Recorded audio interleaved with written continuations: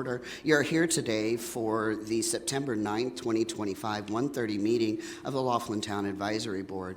I'll go forward with some items to read into the record for housekeeping purposes. Items on our agenda may be taken out of order. The board may combine two or more agenda items for consideration. The board may remove an item from the agenda or delay discussion regarding an item at any time. No action may be taken on any matter that is listed on the posted agenda, that is not listed, correction. All planning and zoning matters heard at this meeting are forwarded to the Board of County Commissioners Zoning Commission, otherwise known as the BCC, and the Clark County Planning Commission, PC, for final action. Please take a moment to turn off or mute all cell phones in the room and electronic devices.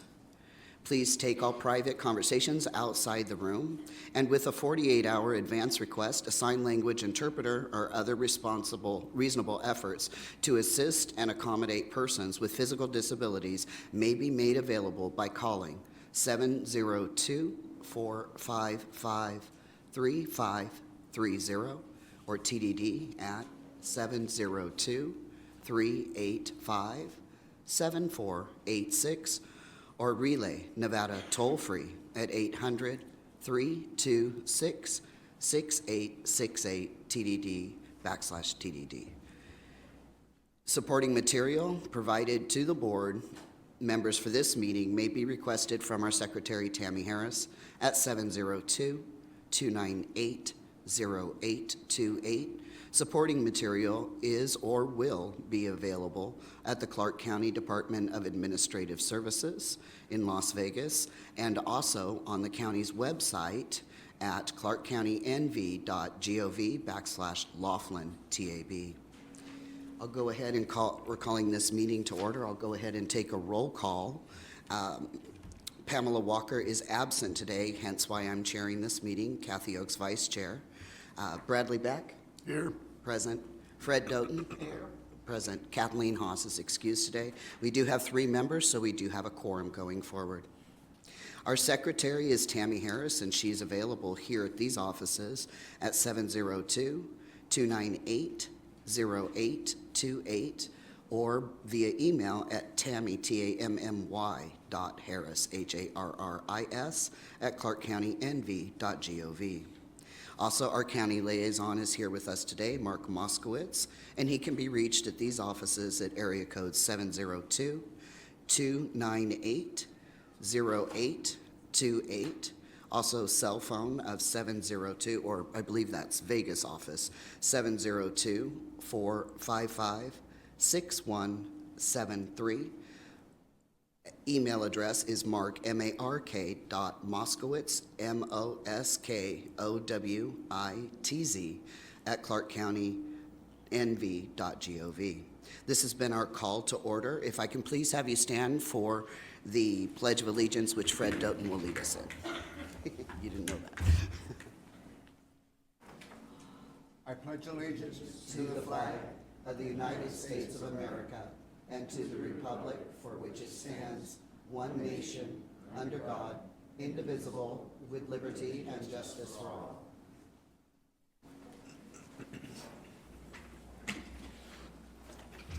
Thank you. You may be seated. We've already had our roll call. Then we'll move forward now to the public comment section of today's agenda.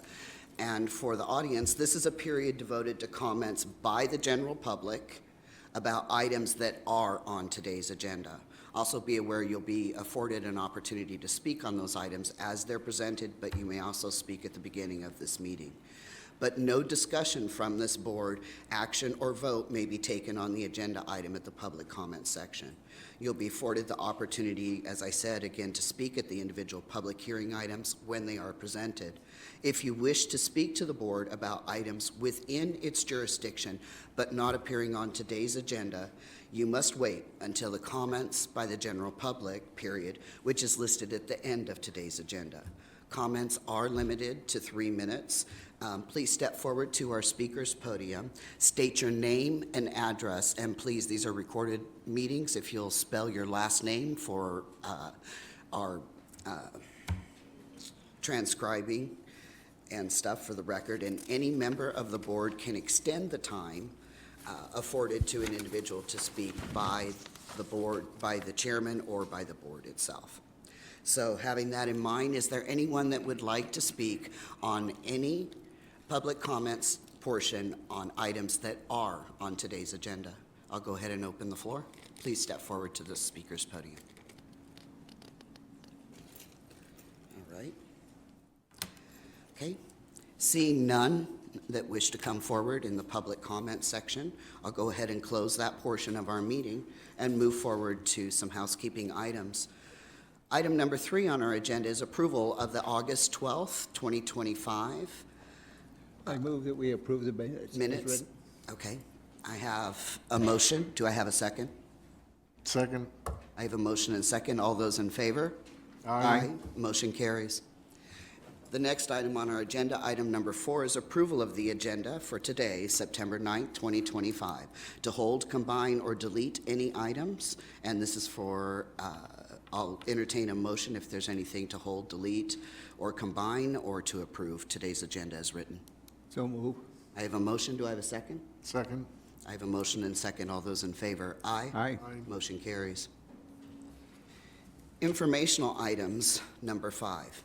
We'll commence today with receiving a report from South County Liaison Mark Moskowitz on current events and any updates from Clark County. This is for discussion purposes only. Thank you, Chair. I'm going to invite Metro to come up front with me.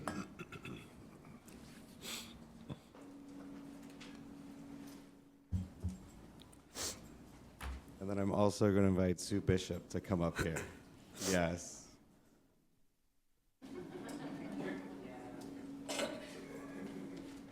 So we surprised you. So as many of you have heard, this is going to be tough to get through.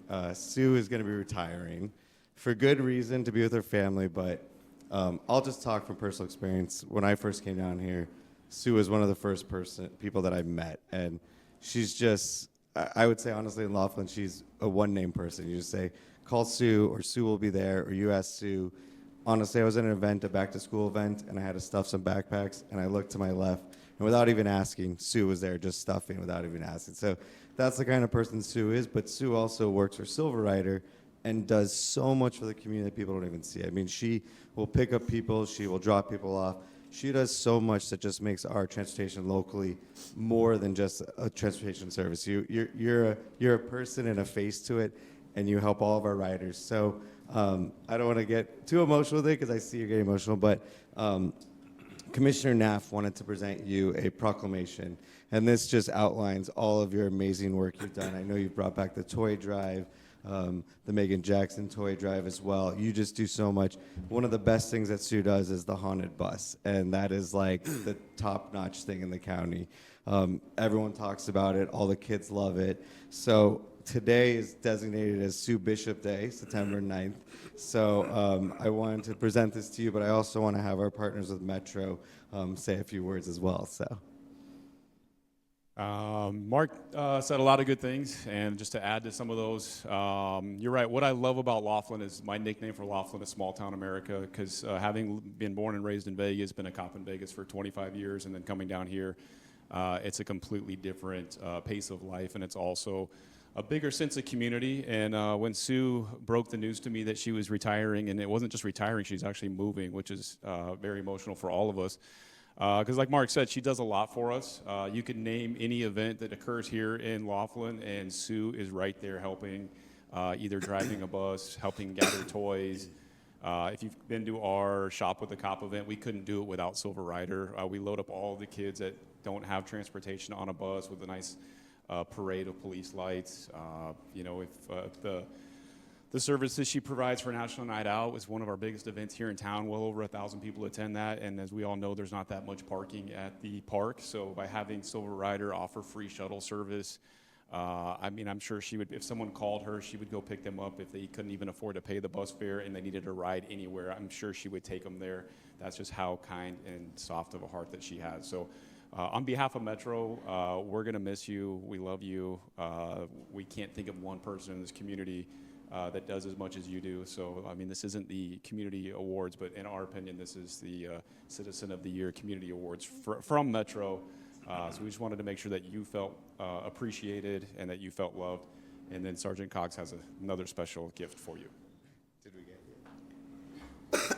This is it, okay?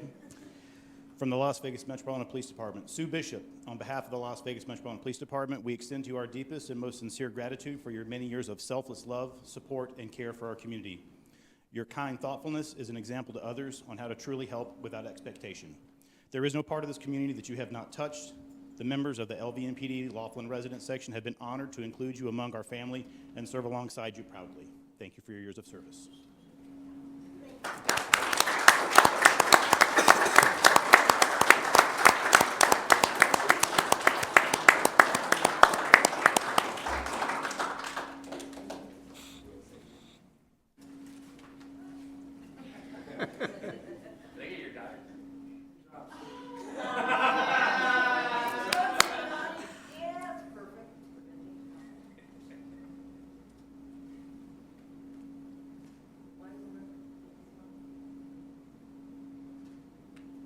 And it's funny because you're in above too.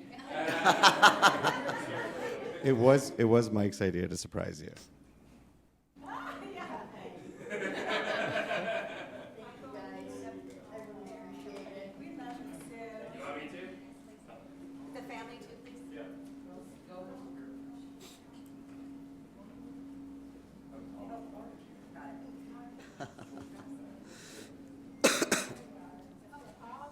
The little's in.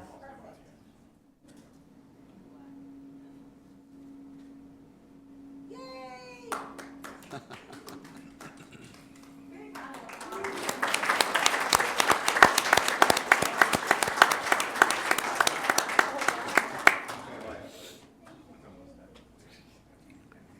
take it we're not going over the numbers? The lies we tell. Congratulations, Sue.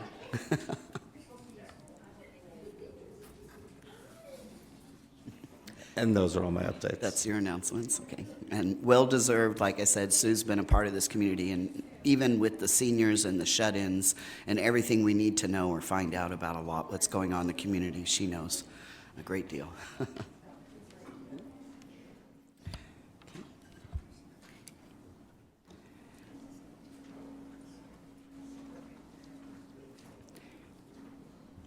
I don't see Lieutenant Rogers back in the room yet. I just don't know if he's giving the report. Oh, there he is. I'm sorry. On item number 2 today is to receive a report from Lieutenant Rogers, Metropolitan Police, regarding activity statistics this past month and other areas of crime concern. Welcome. All right, back. perfect. Sorry about that. I wasn't sure if Mark was done with his And I wasn't sure if you were giving the report. You sat down, and so I didn't see you. You know, every once in a while they let me sit down, but not very often. They keep me moving around a lot. Sure, we'll go over the numbers first, and then we'll touch on our community events that we're excited that are starting here for the fall. So calls for service in Laughlin for August of 2025, we had 316 compared to August of 2024 at 287, so just a 10% increase. The good thing to take note of, I know we don't always put that, it is not on the stats, but crime overall is actually down with our, what they call like the FBI reporting numbers, whether it's violent crime, property reports, car theft, all those are down across the board. So even though it looks a little bit busier, 10% is not really anything alarming to us. It's actually kind of sometimes can be a good thing that the casinos have had a nice busy kind of start to the end of summer. We had a couple extra officers working for the Labor Day weekend, and you know, we're good to report that nothing, you know, nothing crazy really occurred. But we did see a lot of heavy foot traffic on Casino Drive for Labor Day weekend, which is always nice to see. As far as bookings, we had 24 arrests and 4 arrests for battery domestic violence, and a total of 4 DUI arrests, and we wrote 101 traffic citations in that same reporting period. So that's the report on the stats. So if there's any questions on the stats, then we'll move on to the more of the fun stuff. So tomorrow is our monthly Coffee with a Cop, and so we are doing that. at the Laughlin Community Clinic, which is 3650 South Point, suite number 106. We're also adding to that as a towing drive. We're kind of preparing early for Christmas. I know September's a little early, but we're starting that in conjunction with our Coffee with a Cop. So if anybody that wants to come out and show support, just bring a new unwrapped toy, and then we're going to start collecting those now for Christmas time. And that's tomorrow at 11 a.m.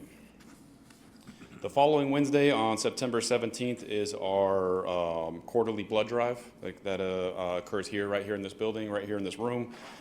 We do ask that you log on to the American Red Cross's website, make an appointment, because we have such a turnout in the community that it actually sells out. So I know it's free, but it sells out. So if anyone is looking to donate blood, and we are one of our biggest supporters of that is Pink Box Donuts. They usually provide a couple dozen donuts for people to have a little snack while they're donating blood. So we're happy to announce that. And then for October, usually National Night Out is the first Tuesday, or the first Tuesday or Wednesday of the month, which falls on October 1st. So there's a big October 1st memorial happening in Vegas. So we've moved National Night Out here in Laughlin and in Vegas to the second week of October. So October 8th from 5 to 7 at Mountain View Park, where we've been, at least the 5 years I've been here, we've been having it at that park. We're very gracious to Silver Rider to set up from the market a shuttle location. So we're expecting quite a large turnout. We'll have hot dogs, chips, cotton candy. My officers will be working a snow cone machine. We'll have a cakewalk, face painter, balloons, potentially have the train out again from last year. Fire department will be there. So that's kind of our biggest event. It's our biggest lift with the community. The flyers have gone out. If you kind of look at all the community partners that are on there, we've had a lot of good donations. It's kind of made this event successful. I know Mark and Commissioner Naft are a big supporter of us. So that's kind of our big yearly event, and the weather's usually very nice in October to be out there. So that's kind of what we have on the agenda moving forward. If anyone has any questions. The flyers are in the back. Flyers are in the back. They are also on Laughlin social media. We have a Facebook page, Instagram. I don't think we do TikTok or anything crazy like that, or Snapchat as the kids call it. So, but we are on some as myself included, old people social media, which I have Facebook. So Yeah. as my kids don't have Facebook. They said it's for old people. So. I remember MySpace, so yeah, there we go. So yeah, we're looking forward to having everybody out for our next couple of Coffee with the Cop tomorrow, and then our National Night Out, if you can kind of save the date for that, and we'll talk about it next meeting too. Okay, Okay, all right, thank you. thank you. And then moving forward to item number 3, receive a report from Sergeant Tim Waller, Nevada Highway Patrol, regarding activity and statistics during the last month and other public safety concerns. Welcome. Good afternoon. I am not Sergeant Tim Waller. Nope. I noticed. He is on, That's why I said he is on a welcome. well-needed vacation in Sedona, I believe, for the week. Oh, wow. Sue, congratulations. I, too, was once retired. A little quick info about me. I did work for Metro, retired out of here back in 2021, and I hired on with NHP a year ago. Actually, September 16th will be a year for me, so it's nice to finally be back in Laughlin where I belong. And I plan on, doing my job, working hard, and trying to make the road safe for you guys. They have my telephone number, so if anybody needs anything, I'm sorry, that helps, doesn't it? First name is Vincent, last name Pacifico, P like Paul, A-C-I-F-I-C-O. So again, they have my number there, so if you need to get in touch with me or Sergeant Waller, of course you can, and we'll do anything we can for you guys. And then real quick, getting into the stats for August, the Laughlin Searchlight area for August 2025, there were a total of 292 traffic stops, total of 286 citations issued, 32 commercial inspections, 2 crashes, and 0 arrests. Total contacts, 392. And that's the stats for August. Those of you that know Trooper Perkins, he was taken out of here, shipped back up to Vegas. He's our commercial guy, so there will be no more commercial guys assigned to this area. So if we need a commercial inspection for anything, they'll have to come down for Vegas. So we won't do regular routine commercial inspections. So Oh, okay. that's it. So thank you. Just a question out of curiosity. they had just given us any updates in the past, if there was any changes with the construction from here, going up towards Vegas. Actually, And yes. if it's still on timeline for November, I think is what they had said. I don't know the timeline, but I know it's supposed to start, it's supposed to resume on Thursday morning. And to my knowledge, it'll do Thursday, Friday, then 5 days a week. I don't know the timeline. I know I was just up there not so long ago, and they're starting to set up the cones again, so, Yeah. yeah. Yeah, they had originally, I think it was supposed to be concluding in November before the, Thanksgiving holiday. But if you wouldn't mind, just check on that. I will Just do let that for you. All of us, sooner or later, in a month, have to go up to Vegas for some reason. Yes, so. of course, yeah. Yeah, Okay. all right, thank you. Okay. Item number 4 is to receive a report from Clark County Fire regarding calls for service during the past month and other fire prevention issues. And I believe we have a report here. Welcome. Afternoon, my name is Ken O'Shaughnessy. I'm a captain at Station 76. So for August responses, we've got a total of 189. That's split between the two stations. Station 76, which is here just across the parking lot, had 122. Up the hill, Station 85 was 67. That's about 150 or so medical calls. The rest would be fire, elevator, miscellaneous response type stuff. Year to date, we're up 4%, which is negligible. Apart from the stats, the only other thing of note really is that we do have our boat back. I don't know if it was the last time I was here or the time before. Our boat was out of service, mechanical issues. So we've got the boat back. You should see us down on the river, hopefully. Yeah, I saw it on the holiday weekend. Yeah, that was, here. they were trying to get it back before that. So luckily we did. And Yep. we're back in service. Okay. And how many calls did we have with the watercraft? So for August, there was one. One. Because of it being out of service. You can see last year, we were at 17. And then So that's the boat and the personal watercraft? the personal watercraft were in service the whole time, and I believe they only had one in August too, but those haven't gone out of service. Okay, yeah, that's true. Okay, All right, thank you. all right, thank you. Item number 5 is to receive a report from Jimmy Linares with the Bureau of Land Management to discuss upcoming events at the Aviquami National Monument for discussion purposes. Is he with us today? Welcome. Hello, actually, Eamon Brennan, I'm the monument manager. Jimmy Linares is here. He's the outdoor recreation planner for Aviquame National Monument. How do you spell the name? Aviquame? No, My your name. name. Yeah. Eamon. Okay, thank you. Eamon. So sadly, we were not able to come here a few months ago and give updates because that's when we actually were very busy, pre-summer before melting period happened, where we all just died. But we have some fun events coming up. National Public Lands Day is a yearly event that happens throughout the country. It's the biggest National Public Lands Day, like a outdoor volunteer event. Ours will be on September 20th. It's going to be a dark sky event. So it will start in Searchlight at the community center at 6:30 p.m.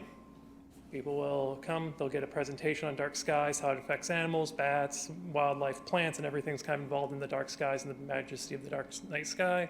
Then with Las Vegas Astronomical Society, we'll be moving to a location east of Searchlight to do actual telescope viewing, get to see the Milky Way. It'll be one of the best nights. It's like a 0% moon, so it's perfect.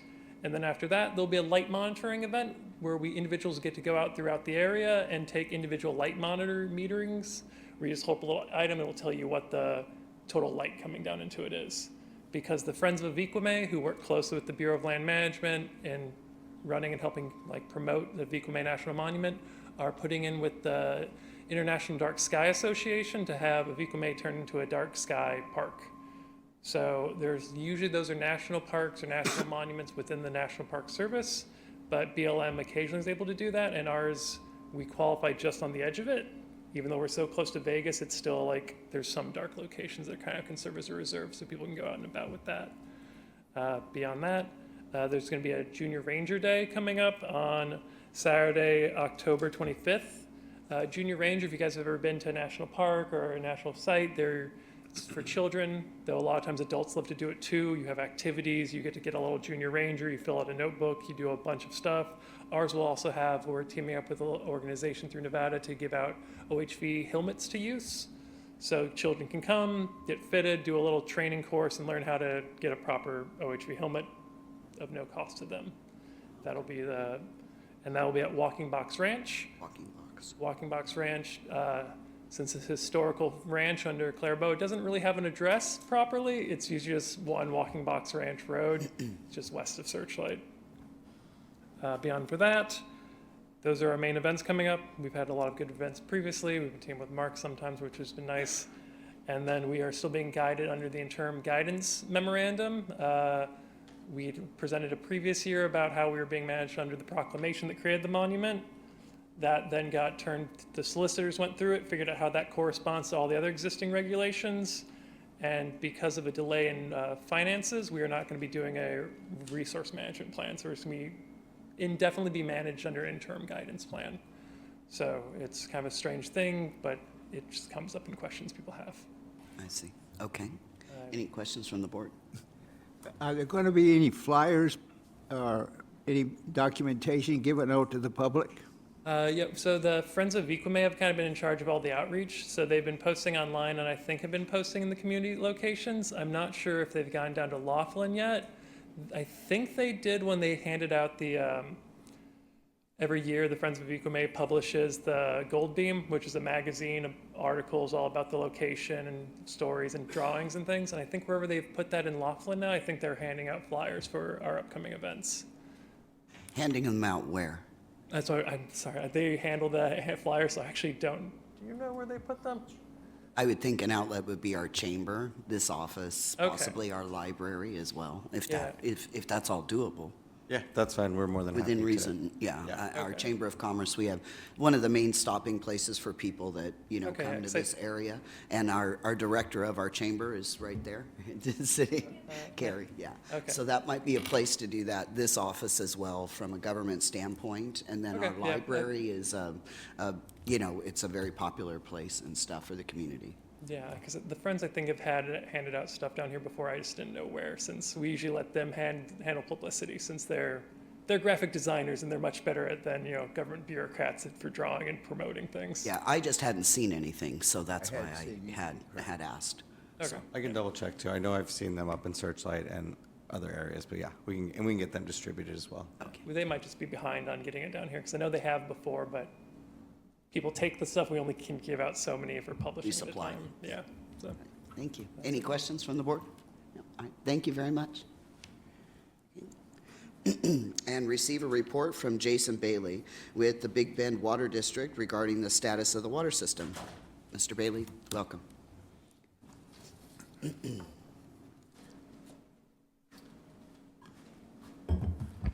Good afternoon, Madam Vice Chair, members of the board. Jason Bailey with the Big Bend Water District. Congratulations to Sue Bishop. Just wanted to give a report for the month of August. So our total diversions for the river were 280 acre feet, which converts to 91.2 million gallons of water. 2025 year to date, total diversions is 2,099 acre feet, and that's slightly up from this time last year. You can see the conversion there to millions of gallons as well.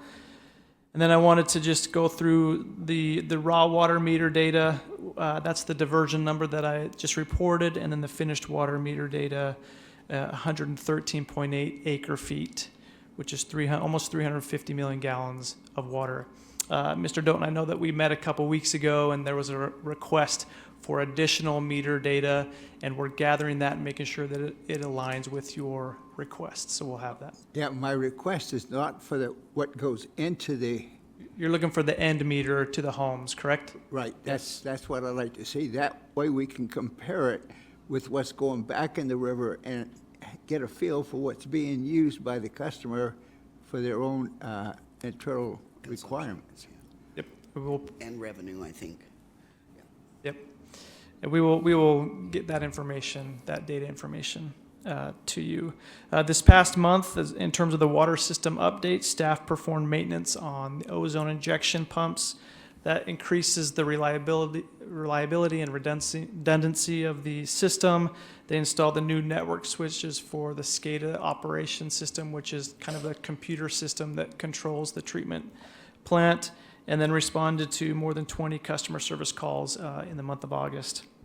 As far as development inquiries, the solar farm did reach out to us. As far as we know right now, their request is for construction water only at this point. I don't think there's been any agreement, but they have inquired. That would be a temporary service for construction. Water haul, typically, a truck or trailer water haul or something different? Yeah, dust control, other construction water that's needed for that. A financial update for the fiscal year to date. We're just entering the fiscal year. The Big Bend Water District's debt balance decreased $140,000 from fiscal year end 2025, a balance of 2.66 to approximately 2.51 million. And then this was a prior request from the board, and so the 24-25 annual financial report will go to the Board of Trustees in the November board meeting, and then once that's approved, we will upload that to the website and let the board know that that report has been finalized. That is my report. We do have staff here for another agenda item that's later on in this meeting. Thank you. Okay, and this is the WRDA funds, the Water Resources Act authorization. Correct, yeah, there's kind of no movement, no news on that grant funding at this point. Out of curiosity, do you find a lot of the staff that we had in the prior administration is no longer there, or you're dealing with different people with that? I know this was a project with Susie Lee that was, started and Yeah. stuff, and I'm just wondering, are you not getting, is there different people in place, the people that you were dealing with I in the believe there past? was quite a turnover with this change in administration for that program. I see. But we are continuing to work through WRDA, which is the Water Resources Development Act. The U.S. Army Corps of Engineer is the kind of the organization that kind of leads that effort in terms of the allocations when they are awarded. But to date, there's been no award of dollars, just a appropriation. Request, A basically. request, yes. Yeah. Okay, all right. Any questions from the board? All right, thank you, Jason. Thank you. So item number 7, receive a report from Will Smith with Clark County Water Reclamation regarding the status of the wastewater treatment plant. And we have that report here. It's also at the back of the room if anyone would like it. Yes, good afternoon. Will Smith, Clark County Water Reclamation District, here with the statistics for August 2025. The Laughlin facility treated an inflow and flow average of 1.71 million gallons per day. We cleaned and treated and returned water to the Colorado River at 46.841 million gallons, which converts over to 143.76 acre feet. Last year this time, we sent 144.140 acre feet. That's a decrease of 0.124 million gallons or 0.38 acre feet of clean water return compared to last year. Attached to my report, there is an influent monthly flow comparison chart. Sewer service complaints, we had none. Odor complaints, we had none.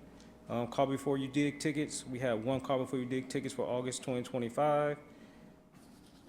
Attached to my report are our service rules, which I can repeat, but July 1st, 2025, $295.36. July 1st, 2026, it will go to $307.16. July 1st, 2027, $319.44. And July 1st, 2028, $333.84. That's an annual increase of 2.75% after June 30th, 2029. Financial update. The Laughlin facility for fiscal year 2025-2026 overall approved operating expense budget is $2,373,823, which included an approved operating and maintenance expense of $1,365. Currently, at this time, starting this month, we're at 2.4% of the operating and maintenance budget has been exhausted, leaving $1,332,310 remaining in our operation and maintenance expense budget. Other news for the community, currently there are no community impacting projects at this time in progress. There is a project on the bubble, project 2012, the Laughlin Lift Station number 2 Force Main Rehabilitation Project. Submittal is nearing completion, but there is no start date currently on the charts. Okay. Any questions from the board? I do have a question out Yes, of ma'am. curiosity. So the service rates that you have posted here are for residential, of course, residential or who vote. But I'm curious, the properties that we have, the casino properties, if I'm not mistaken, they're billed on a basis of ERUs? Yes, ma'am. Am I correct? Do you have a breakdown of the rate increase as it will be for the ERUs for the commercial establishments? Because you're giving us the service rules for the residents, but, you know, our economy is also made up of the casino properties and commercial properties, not a lot of commercial properties, but definitely the ERUs in the casino, which are a big part of your budget. Is it possible to give us the service rates for residential and the ERU? Yes, ma'am, it is. What that would be for, and that ERU translates into any development as well. There's a connection fee initially, and then there's ongoing annualized ERUs, am I correct? Yes. I know I get billed with, as a tenant, I get billed with those. So, yes, if you wouldn't mind just providing that so that, because you know, that is a part of your revenue where it comes from, the ERUs that are part of your operating budget on an annual basis. I will get that in the works for you. Okay. Not a problem. All right, thank you. Thank you. Any other questions? No, and I'd be interested, I don't know if you can do that as well, but from your ERUs, do you have an annualized, so this is your budget, but do you have an annualized of what your revenue is based on residential, based on commercial? I will find out. Do you have a for total for like fiscal year or calendar year? I will find out for you. Yeah, that'd be nice to have to total that up, and then that would give us an idea of what your revenues will be going forward in, as the rates change in 26, 27, and 28. Yes, ma'am. Yeah, for residential and commercial. All right, thank you. Okay. Thank you. Have a great day. I'm always giving him something. Sorry. All right. Receive a report from Kelly Lear, South Clark County Coordinator with UNR Extension regarding the status of programs and upcoming activities. Welcome. Congratulations, Sue. Lucky, lucky. We started our 4-H programming last week. Devin, my 4-H instructor, is at the Laughlin Library right now. She has about 15 students in her junior master gardener and wildlife in the garden programs. It's a curriculum having to do with gardening. If you happen to attend anything at the library, you'll see 2 raised gardens back there that the kids are maintaining, and it's really flourishing. It's pretty fun to watch. They are called the germinators. They have a name. And the reason they are is because they are under Devin's farm. It's she had to get some certification for that to actually grow things and then enter it into as a junior farmer's market. They were in it last year. They're going to be in it again this fall. They're super excited. I left them today. They were painting pots. They were making worm gardens. They have all kinds of fun stuff for the people, and it's in Summerlin at the Lawn. If you've ever been there, it's just a big, gigantic open space, and they'll put tents up, and the kids will sell what they have been growing. So we're also going to assist with the Garden Festival the first weekend in October, and so those kids will be helping plant new flowering shrubs and dedicating a portion of the park to pollinators and try and get the migration of butterflies back through there. And we're going to release butterflies. We laughed because today she brought in, I had ordered butterflies last week, or, you know, not butterflies. It's supposed to be weeks before they become butterflies, and they've become butterflies. So we're going to have to figure out what to do in the next month or so. We are still working on getting into the Bennett science curriculum. Devin was in there for second grade last year. She is supposed to be in there for a curriculum called Steamin' Through the Seasons, and it's a science-based curriculum. And we were supposed to start, but they've reconfigured some classes and some time frames, reconfiguring some classrooms. So I'm under some discussion with Mr. Moss, and we'll get in there. We have a ton of equipment, a ton of fun things for these kids, so we got to get it out of my storage. We're also going to assist Metro and Clark County Fire this week for the Save the Beat on 9/11 with the 8th graders. They're all going to be certified through CPR. If you saw me earlier, I was dropping off some of our dummies that we have. so that they can all get hands-on experience. And then in about a half an hour, I'll leave. I have 3rd through 5th graders. So excited. I have 20 of them. We are outside the preschool classroom at Bennett, and they are doing their We Do Lego robotics. And this year's theme is zoo animals. And so today they'll get to build either an elephant or a lion, and then we discuss different facts about those animals. And they're so excited. I can't get them in there quick enough, and then they want to stick around for longer. They want to build more things. We also have Outdoor Nevada. It's an exploration outdoor adventure club that we are giving the opportunity for kids to be a part of during in-service days. And so October 17th, our first event is a tour of the Davis Dam. And the event is free, open to the public, but space is limited, and so there are flyers in the back for that. And it is just for kids. I know there's another event coming up for adults. And I'm sure that Metro has that information somewhere. I think they're doing that, or it might be Rotary. Our shooting sports specialist is offering archery, air pistol, and air rifle clinics in Searchlight. And that'll start this Saturday, the 13th. And it's the same place where they're doing the Dark Sky Initiative for Friends of Aviquame. And it's the old shooting range. And so we're going to start off with archery, and then the kids are really excited about air pistol and air rifle, and so we'll show them safety. And only 20 kids can be there. So that is also limited, it's also free, and there's also flyers in the back. And if there's enough interest in Laughlin, we'd like to bring that in the spring and use the desert behind the VFW like we did this last spring, and bring them their own shooting sports. But we do have some kids from Laughlin that'll be traveling up this Saturday. We delivered a raised planter to the VFW this past week, and we'll be stopping by to plant some herbs, and we'll likely have some healthy, happy herb curriculum for them. We want them to utilize some of the treasures that they're growing in their own garden, kind of like the library. So you start it, you seed it, you watch it, and it's just a lifestyle. It's healthy for your brain, it's healthy for your body, and we want people to bring them home and try their luck at home. We also have another bed for the Elks Lodge, so if there's space and an interest for them, we'll bring it to them as well.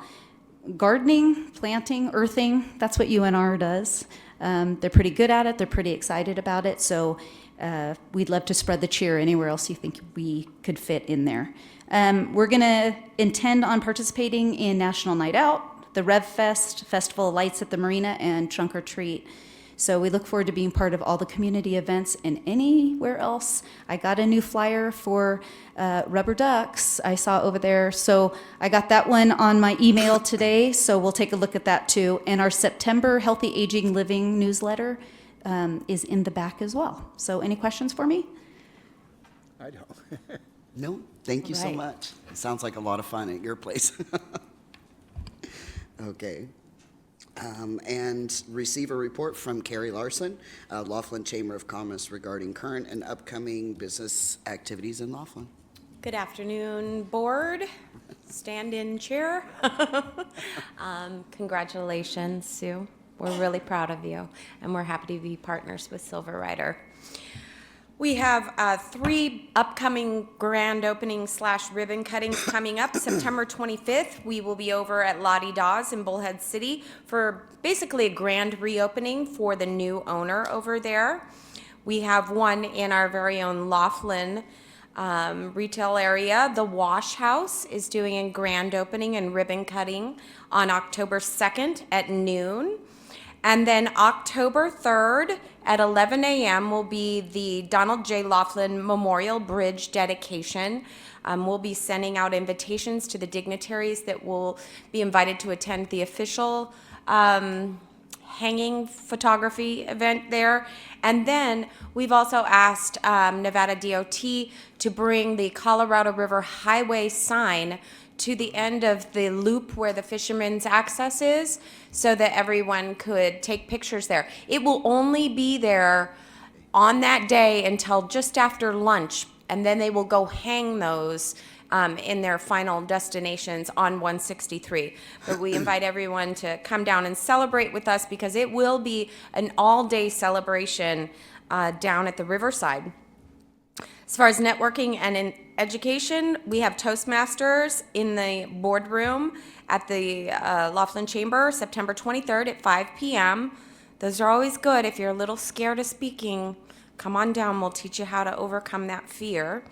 Our business breakfast at the end of the month will be September 26th, and Our Town Magazine will be presenting. Bree Tyler, the owner there, will talk about the state of printing, print advertising in 2025.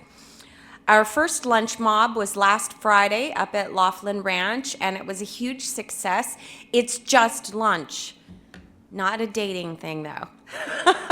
It's just us having lunch somewhere, everyone mobbing the same member restaurant at the same time. We had about 26 people show up to that, and it was a spectacular hit.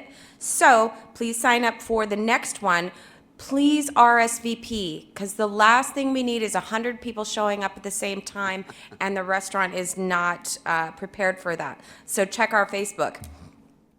Saturday night is our first in the Roadhouse Roundup series.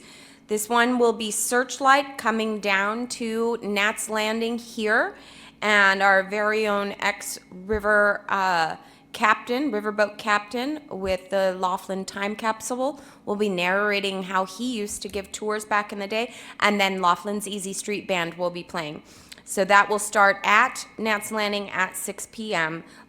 Searchlight residents, please be ready to jump on the bus at 5 p.m. sharp. Thank you, Silver Rider. Portion of those proceeds go to support the Megan Jackson Toy Drive. So if you can't make it to the one on Saturday, September 13th, sign up for the one on October 17th. That we will meet at the Laughlin Chamber and take the Silver Rider bus to Terrible's Roadhouse in Searchlight and enjoy a night of camaraderie and music with our people up there, which is also a heck of a good time.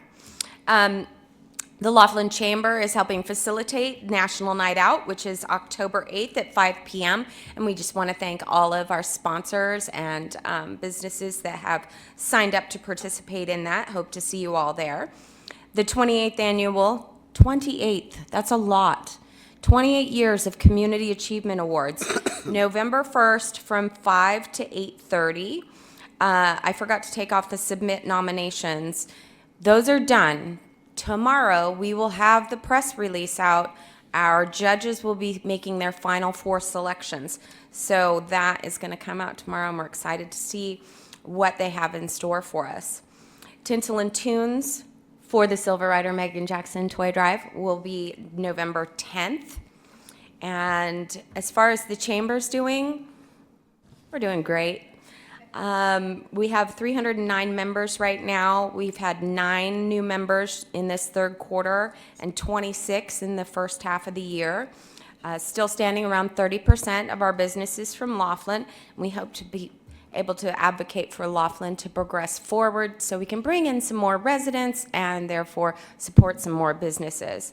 Our volunteers in partnership are doing great. They have a whole bunch of other events that they're going to be volunteering for.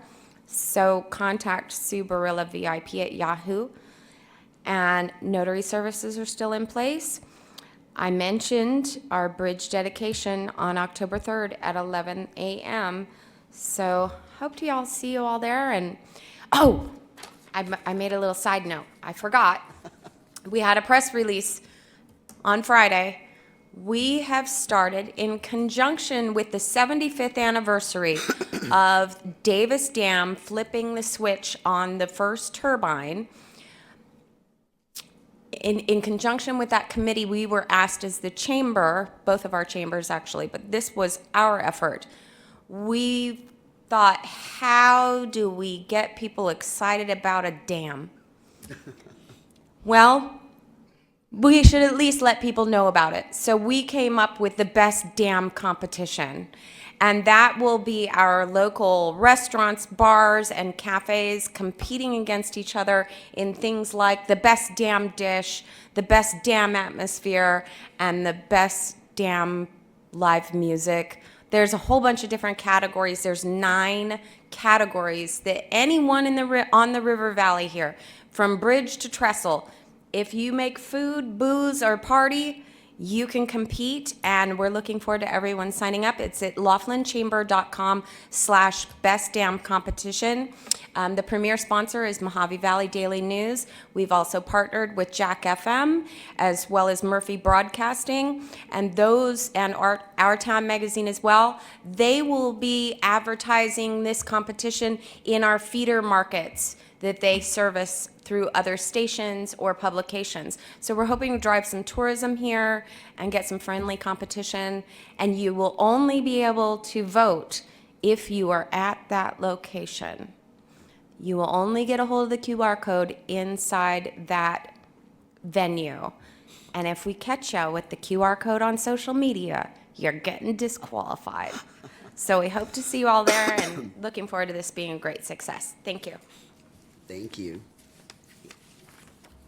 All right, and receive a report from Jackie Wallen, the Laughlin Tourism Commission regarding current and upcoming events and activities. Welcome. Good afternoon, Board.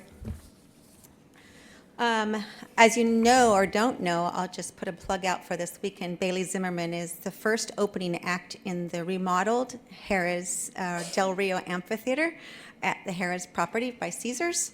It's increased. What did the number go to? 6,000? Yeah. Somewhere between 5,000 and 6,000 seats they have now, and that whole amphitheater has been remodeled. Their first act is this weekend. Bailey Zimmerman, very popular.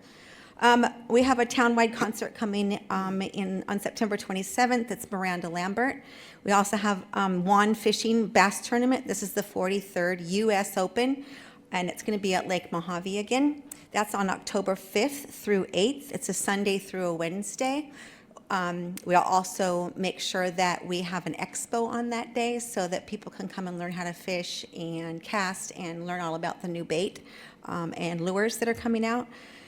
Our next townwide concert sponsored by LTC is the Jason Aldean concert on November 8th, and that's at LEC.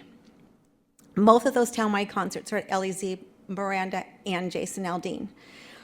For those who don't know, I am sitting on the steering committees for Route 66 100th celebration in conjunction with Bullhead City. We're the closest resort within 30 miles of the Route 66 byway going through the 3 states. And if you didn't know it before, Route 66 actually used to come through Nevada, so it's just right that we participate. We have no updates on that since we've had the last few committee meetings. We are working with all 3 states to get that program together. Davis Dam's 75 anniversary, I sit on that steering committee. And we do have the dam tour lottery open. Anybody can sign up on a survey. What's the deadline, Bo? 17th of this month, huh? 4:30 p.m. And you can go to discovercoloradorivervalley.com. There's a survey on there that you can do, and you can sign up for a single ticket, 2 tickets, or 4 tickets. It's a free event. It's a lottery pull by random, so all the volunteers in partnership will be up there helping Bullhead City Police and the dam security system with making sure that everybody goes to the potty and gets their wearing closed-toed shoes and they're following all the rules before they go on those tours. So anybody that's interested in going on a tour, this is the test. If the test goes good, like Kelly Lear said, we'll be able to take our students up there and open it up a little bit more for our visitors and our local. But we want to make sure that the kids get up there from our districts to make sure that they learn a little bit more about engineering and those kind of things and the history behind the dam. So I'm also on the steering committee for America 250. Everything is happening in 2026.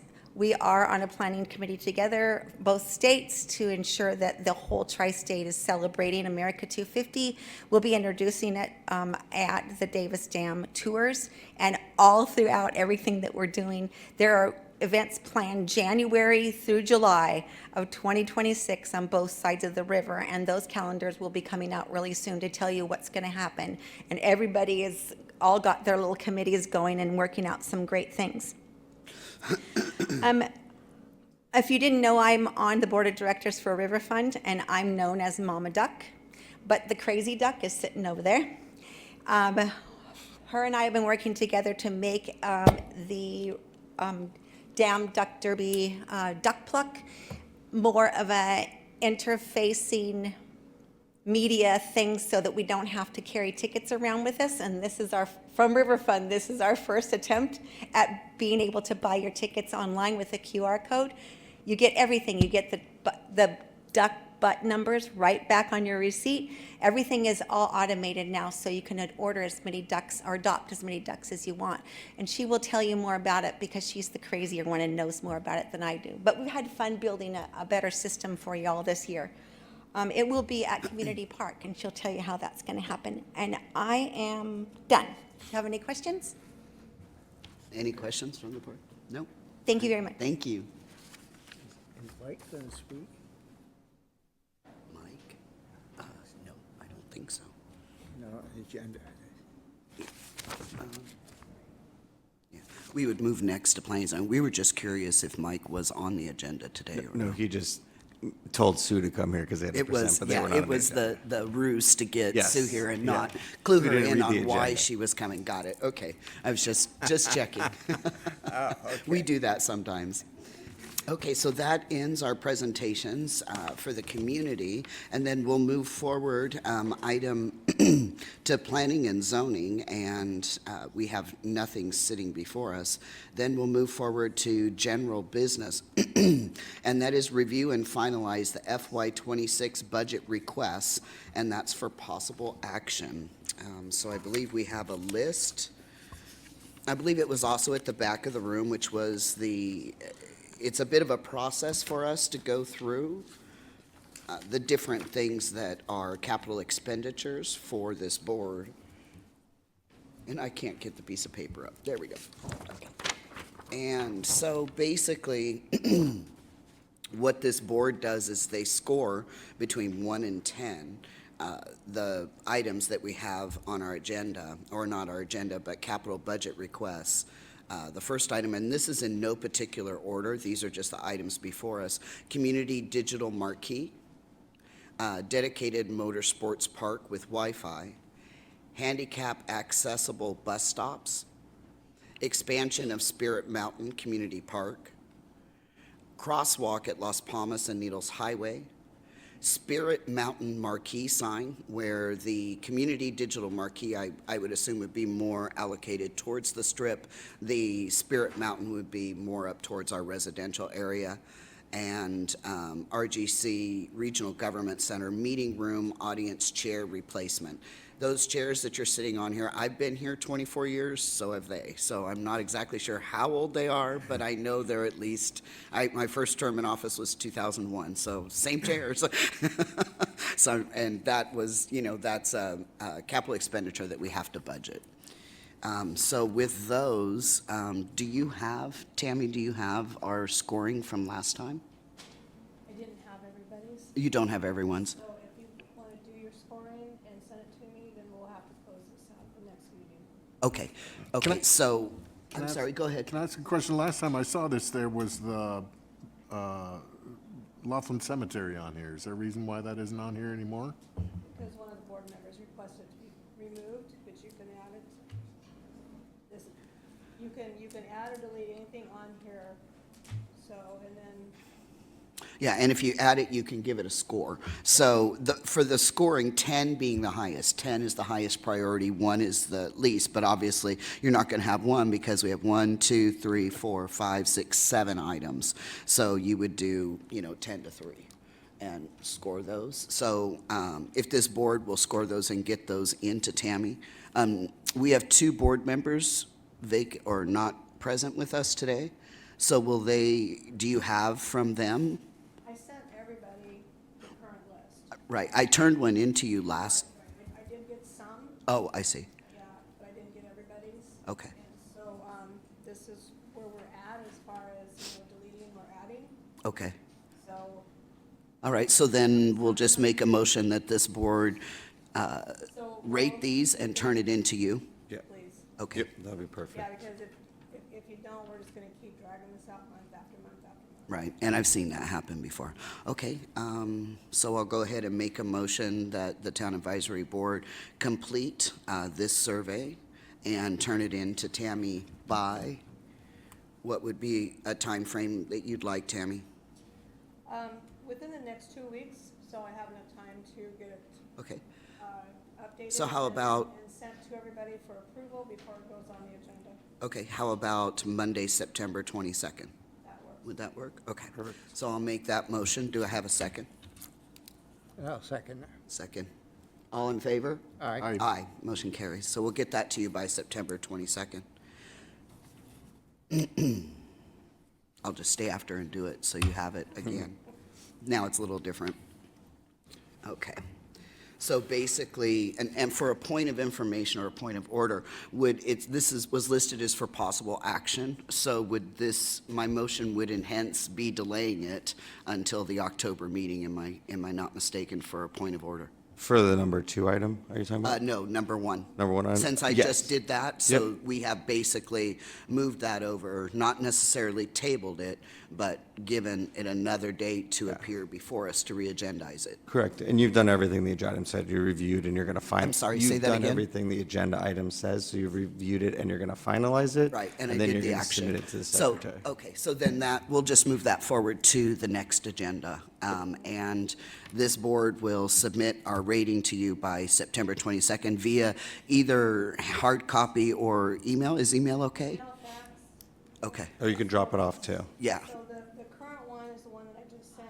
the hard copy. With the agenda, so unless there is any changes that need to be voted on, then just use what I sent you. Okay. What you have today, and then send it over to. And submit it to you and re-agendize it for the October meeting. And I'll have the priorities, and then you can. And our scoring will be complete on that, and then we would just vote to accept. Yep. Okay, all right, great, thank you. I just wanted to clarify that because I'm not tabling it or anything like that. So we'll move forward now to general business, item number 2, which is to receive a presentation from our Big Bend Water District regarding the proposed water rate increase and make recommendations to A, fund essential system improvements over a 5-year period, or B, fund essential system improvements and a new storage tank over a 9-year period. And this is for possible action. So we have the Water District here with us again. This is becoming regular. Jason's always here, but we're getting you a lot too lately. Well, thank you for the warm welcome, Madam Vice Chair. Bronson Mack, 1001 South Valley View, here on behalf of the Big Bend Water District. As this board is aware, we have gone through a series of public workshops and handled some public outreach.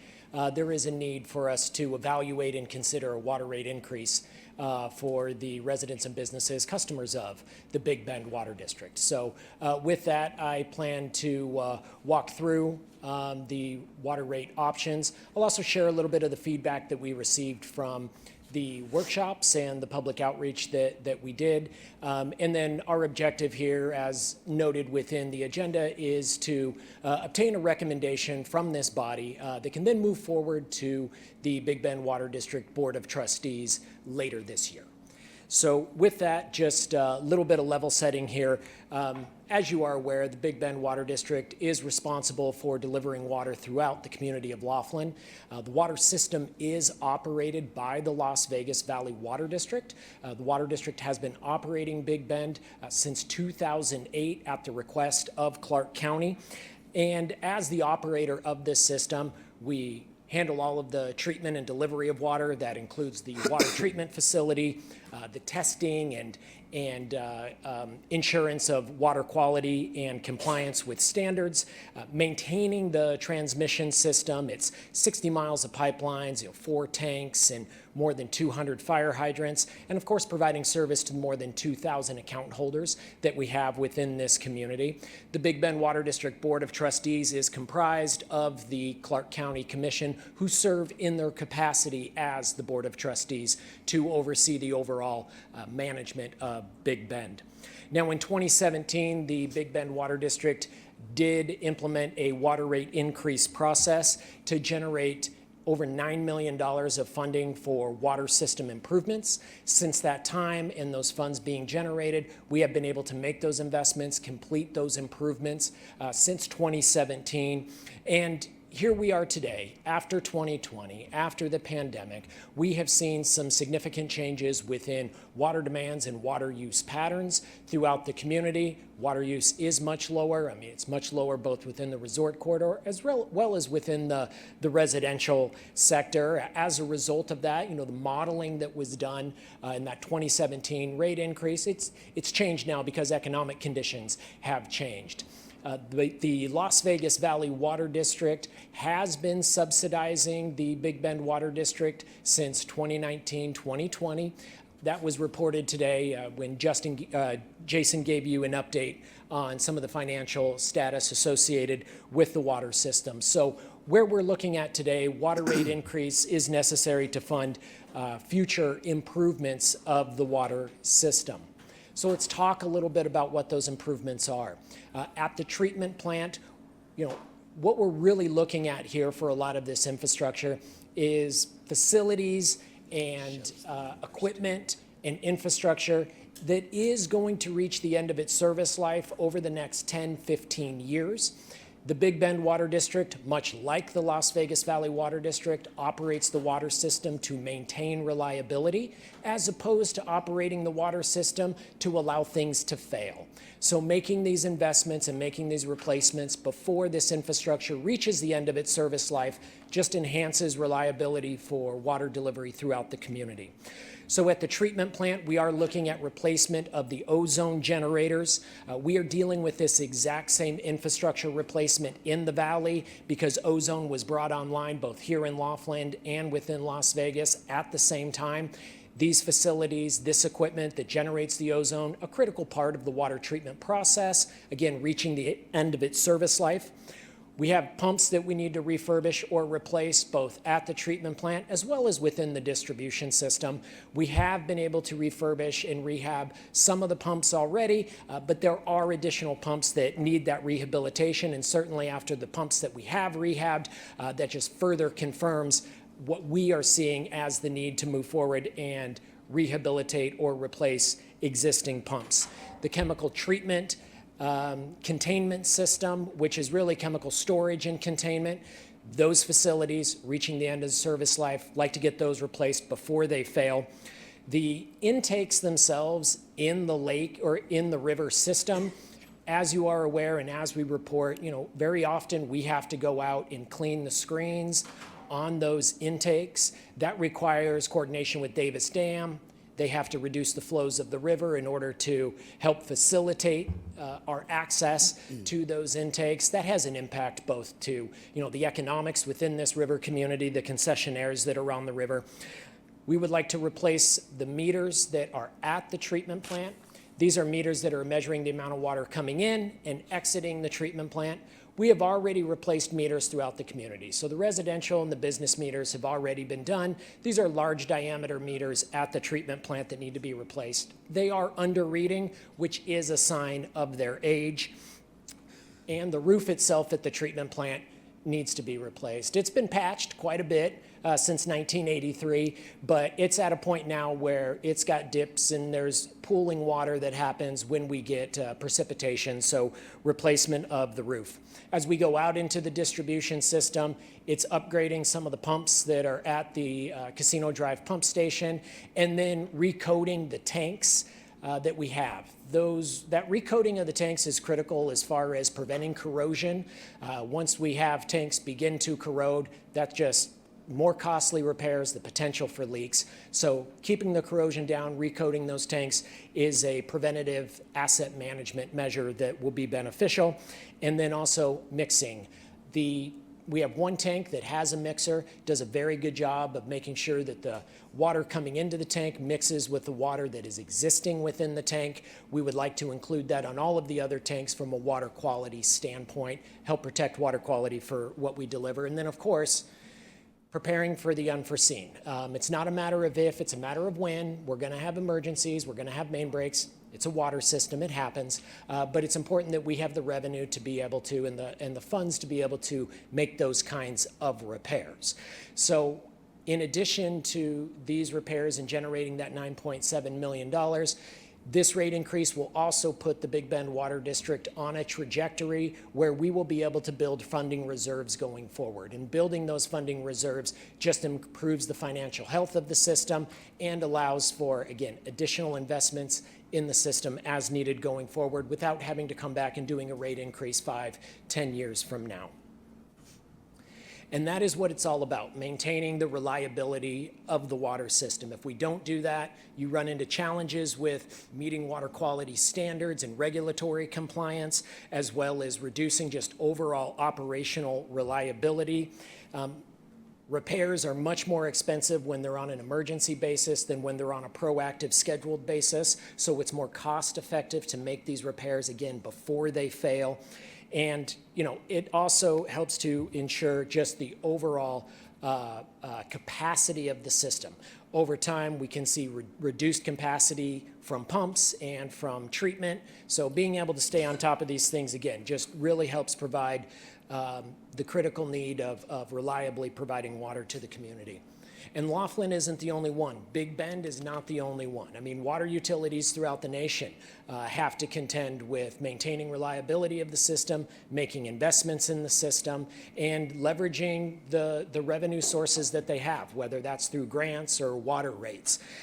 We are seeing our neighbors across the river there in Bullhead City going through some significant challenges right now associated with the need for their water system. They are looking at a 3-year implementation of a water rate increase that will increase their water rates by anywhere from about 47 upwards to 50%.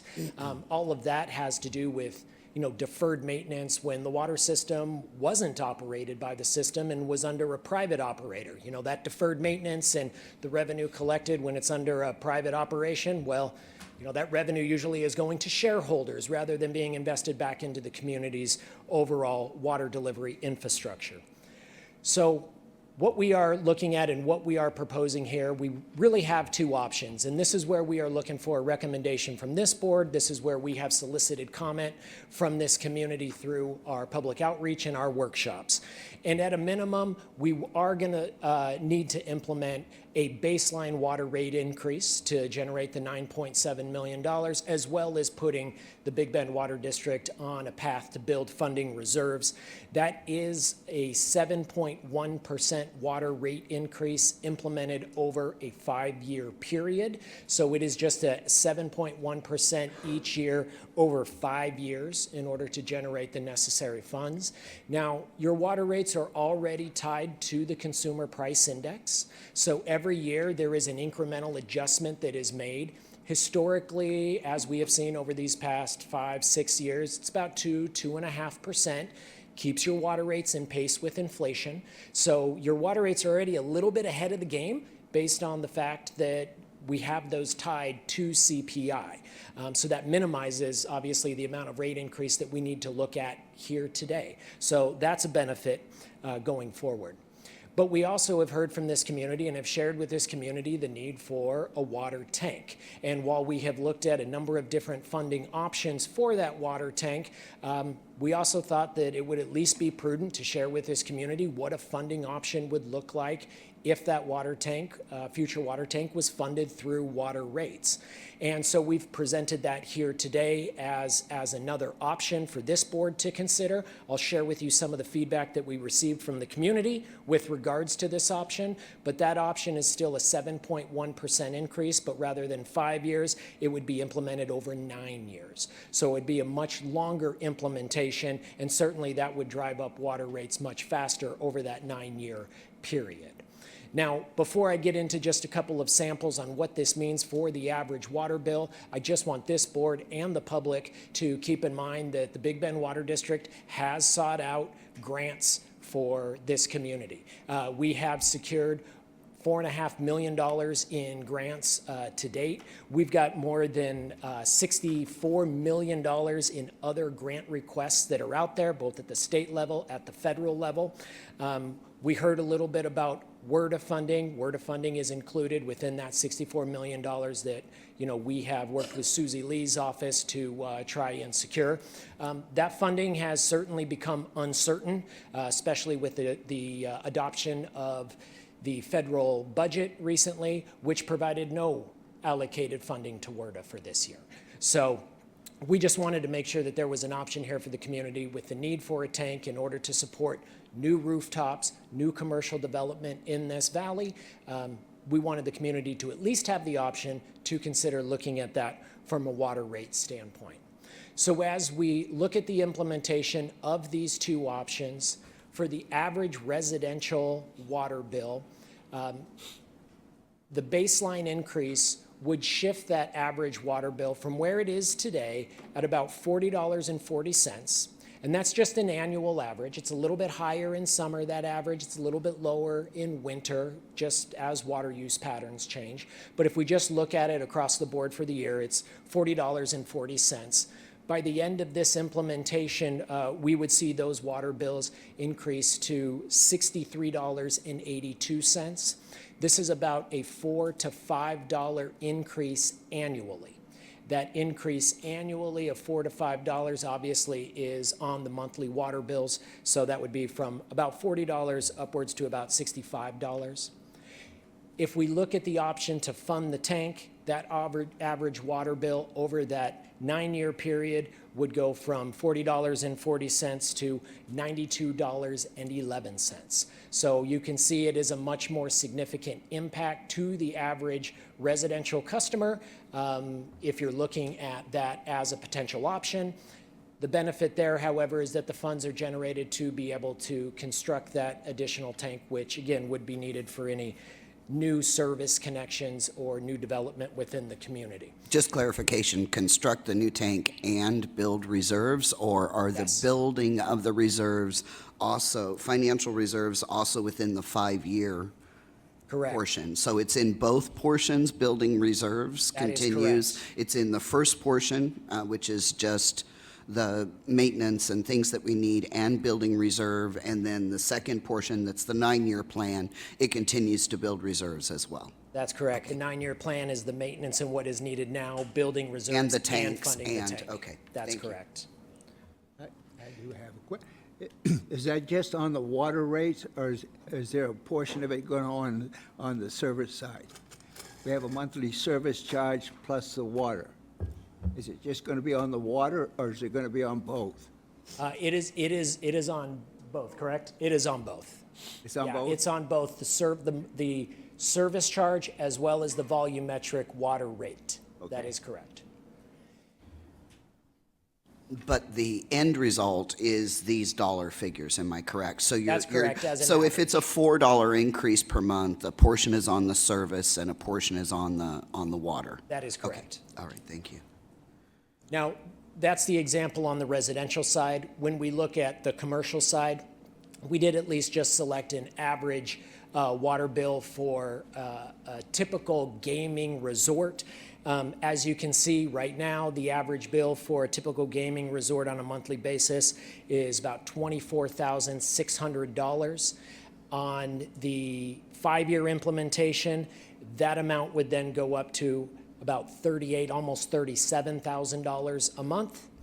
On the 9-year plan, that $24,600 average water bill would increase to north of $56,000. By the year 2035. By the year 2030.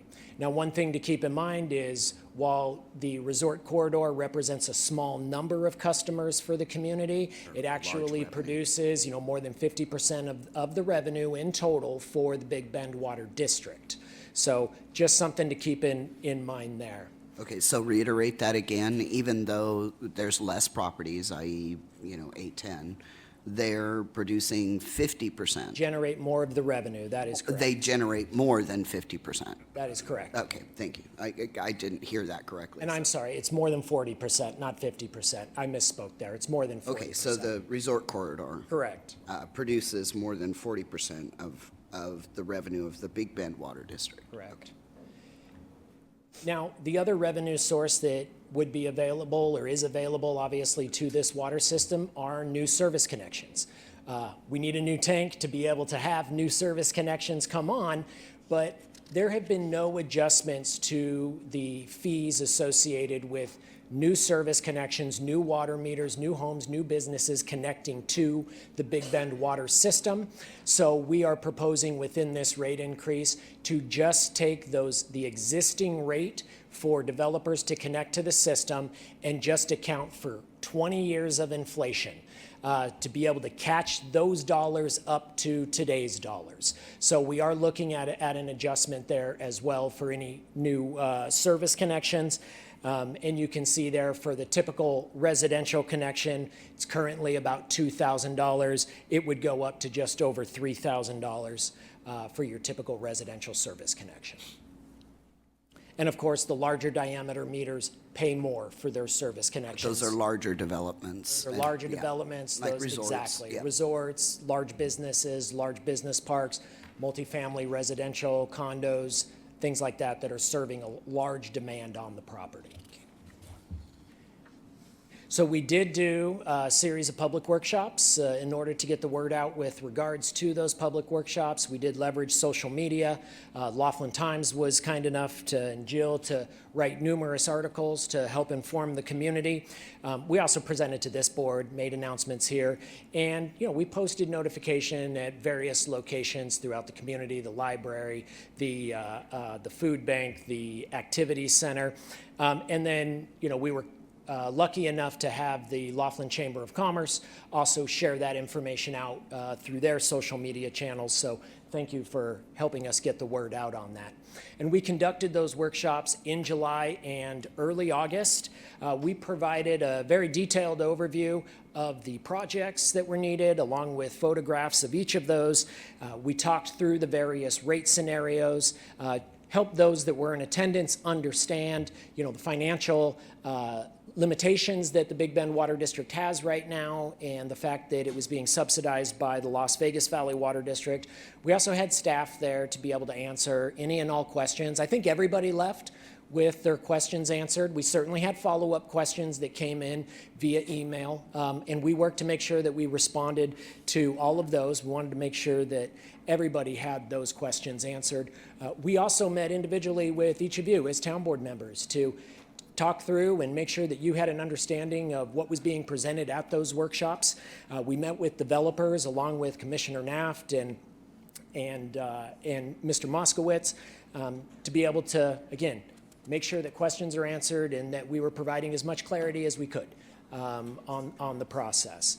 So with that, So with that, we had about 50 residents that ultimately participated in those workshops. Good cross-section of the community, residents, business owners, town board members. Had about 12 comments that ultimately were submitted to us. We encouraged everybody in attendance to give us comments. We provided comment forms.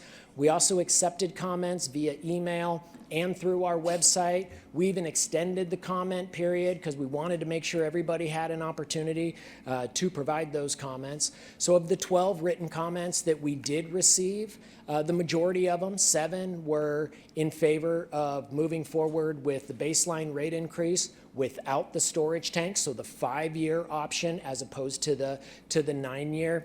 And we had 2 that were in favor of utilizing water rates to fund the storage tank. And then we had 3 that didn't really check one box or the other. They did provide us comment. They did provide us feedback. I would just say from a qualitative standpoint that they seemed to be leaning more toward just the baseline increase rather than funding the storage tank through water rates. But again, that's just a sort of a qualitative look at what we reviewed there. So now here we are at next steps. We are respectfully requesting a recommendation from this body today on which of these options you would like to see move forward. We will be beginning a business impact statement process, which is a process in notifying all of the businesses within the community with regards to what the rate increase is going to be proposed to at the Board of Trustees. So businesses will have an opportunity to review that business impact statement, provide input into that that business impact statement process. That then gets shared with the Board of Trustees in November, at which time they will ultimately set a hearing. Our expectation is that they will set that hearing for December, hold a hearing in December at their December meeting, and if approved, then the rates would be implemented January 1st of 2026. Now with that, that concludes my presentation and slides. I am more than happy to answer any questions, and just once again, respectfully request that we receive a recommendation from this body here today. Okay, all right. Are there questions from the board? I know I have several, but I definitely want everyone to be. I have a question. You mentioned that the casinos and the businesses When I say that, are, almost 50% of your revenue. Did they give any kind of comment to you at all? I mean, did they give any indication as to how they're feeling, the business community? So just as everybody was invited to attend the workshops, we certainly had some business owners that did attend those workshops. The business impact statement process, which will ultimately begin at the conclusion of this meeting, that is the formal process in which businesses get the opportunity to provide that input and provide that comment. And that is ultimately a statutory requirement. So it's a regulated process through the business impact statement. Ultimately, the workshops and everything that was conducted through July and August, it's a really kind of a voluntary outreach process that we did in order to give everybody an opportunity to provide input so that it wasn't just limited to businesses alone. Okay. I do have one question. Please, Mr. Doe. At the meeting, you gave us a bottom line number for all these repairs. And my question is there a cost breakdown that shows how that money is going to be spent and a time frame for it? In other words, you have a schedule and a cost breakdown. We do have a schedule and a cost breakdown. Yes, we do, Fred. And we had talked through that we had that available at the briefings that were conducted. We anticipate that this is a 10-year capital improvements effort that will take place. And so we have those projects outlined for which years they will ultimately be implemented. And again, that's a little over $9 million in total infrastructure, rehabilitation, rehab, and investment that will be made over that 10-year period. I can make sure that you have a copy of that. This is it, and this will be my conversation that I'll have. You're not looking for this? For each one of those projects, for example, I'll take the first one that is tank coating. Casino Drive Pumping Station replacement. You got $220,000. In fiscal 2026, 27. Okay. Allocated. Now, what is the cost breakdown of that 220,000? More. So much for engineering, so much for purchasing of material, so much for outside vendors, et cetera. Yeah. And what is the schedule? Are you going to do it all in that 1 year, or is it going to be over maybe a 2-year period, but you're going to spend that money then? Yeah, so the dollars will be budgeted in each of those years, Fred. And as those projects begin to come up in their time, there will be an entire scope of work that gets developed associated with that. If it's a project that has to go out to bid, there's bidding documents that are put together for that. So all of that occurs as each of these projects begin to come up for their time to get their funding allocation and begin their projects. What you have here is an estimate based on engineering estimates that are done for what we anticipate these costs to be so that we can determine what the funding will need to be, and then we can take that back and put that into a rate model so we can, again, determine what the water rates would need to be in order to generate those funds. I get what you're saying, but having managed programs all my life, I generally have a work breakdown structure and a cost down for each one of the elements, and it's laid out on a schedule. Do you guys do that? We do that as these projects get to the point where they're getting ready to go out to bid and they begin to work on those. We don't have that individual breakdown for each of these projects right now. Some of these projects are 5, 8, 9 years out into the future, but we do have a general estimate based on our historical bidding on these projects and also based on general tables that are used in the engineering industry on what costs are.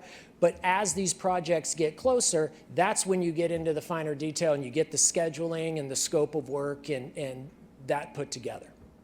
Okay, and along that line, that 220, it's going to start in 26, 27. Fiscal, yeah. You have to start someplace and you're going to have to lay it out. Will we see that before you start that activity? We're happy to share with you whatever would make you comfortable as we move forward on those projects. It'll be part of the budgeting process that we do, Fred, and we'll make sure, we're here every month.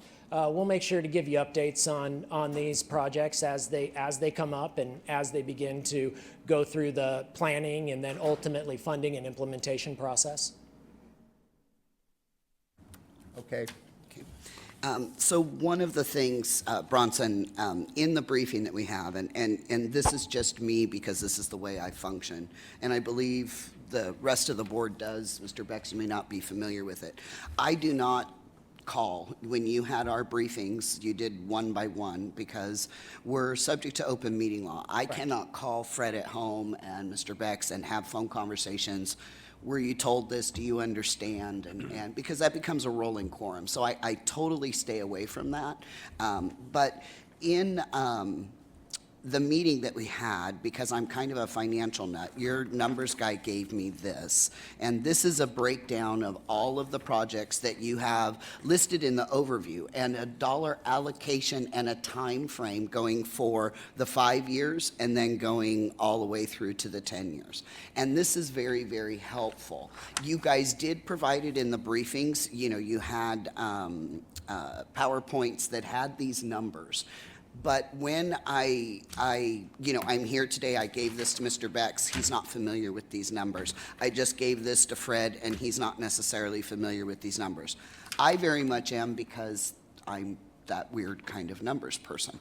And so, my concern is if this board approves this, let's say we do the 5-year or we do the 5-year and the tanks and the revisions, I just am not sure that every member on this board has had an idea of what this actually physically looks like. I don't know if the public has. I know what you guys gave me that day in the briefing, which is different than what we have at the back of the room, and it has a bit more financial. I've not shared it with anyone because I couldn't remember if I was able to or not. Madam Vice Chair, that is the exact same presentation that was given at all of the workshops. This one, maintaining? Yeah. Oh, at the workshops, yeah. Yes, but it's different than what we have before us today. Well, it's at the back of the room. Correct. I mean, we conducted the workshops. Right. We provided detailed information, so that obviously the community had a clear understanding. We met with each of you, walked you through the exact same information, did an individual workshop with each one of you, ultimately, to make sure that you had that same understanding as the community has. And we're here today to just reiterate what we have done and what is before you ultimately for a recommendation. Okay. And just out of curiosity, was this spreadsheet of the monetarily how it's going to break down? Fred's asking for more detail, but I'm just curious, did this go out? I know it was on our chamber website because Carrie had, it wasn't? Not this form? I see. So we made that available. We had that available during our individual workshops, and individual workshops that we did with the public. They were available there for anybody who had questions. We had them available when we did each of your briefings. In some instances, we did have to pull it out, like with your individual briefing, based on the questions that you asked. And so, nobody's hiding the ball here or anything. No, I wasn't I'm looking implying at the that. exact same document myself. Yeah, I just was, like I said, there's a lot of really We can make sure Mr. valid- Doughton Yeah. gets a copy if he did not. really valid information here. I don't know if the public has seen that as well.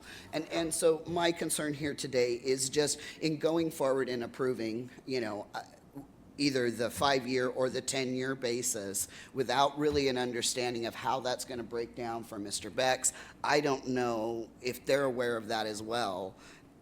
To make a ruling and to do it one yes or no, I think shortchanges you and shortchanges the community.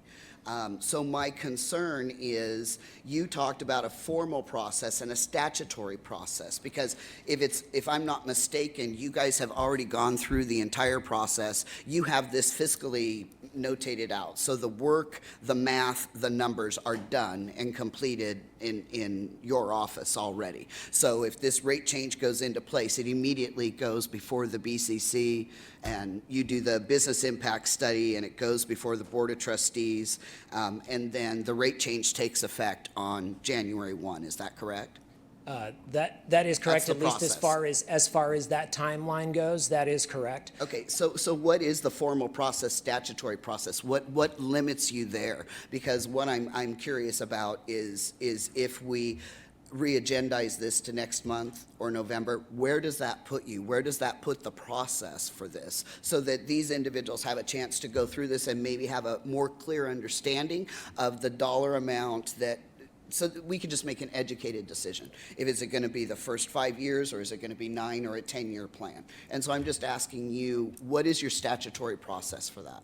So the next step is the business impact statement. There needs to be a business impact statement that is developed. There is a timeline associated with that before it then goes on to the Board of Trustees.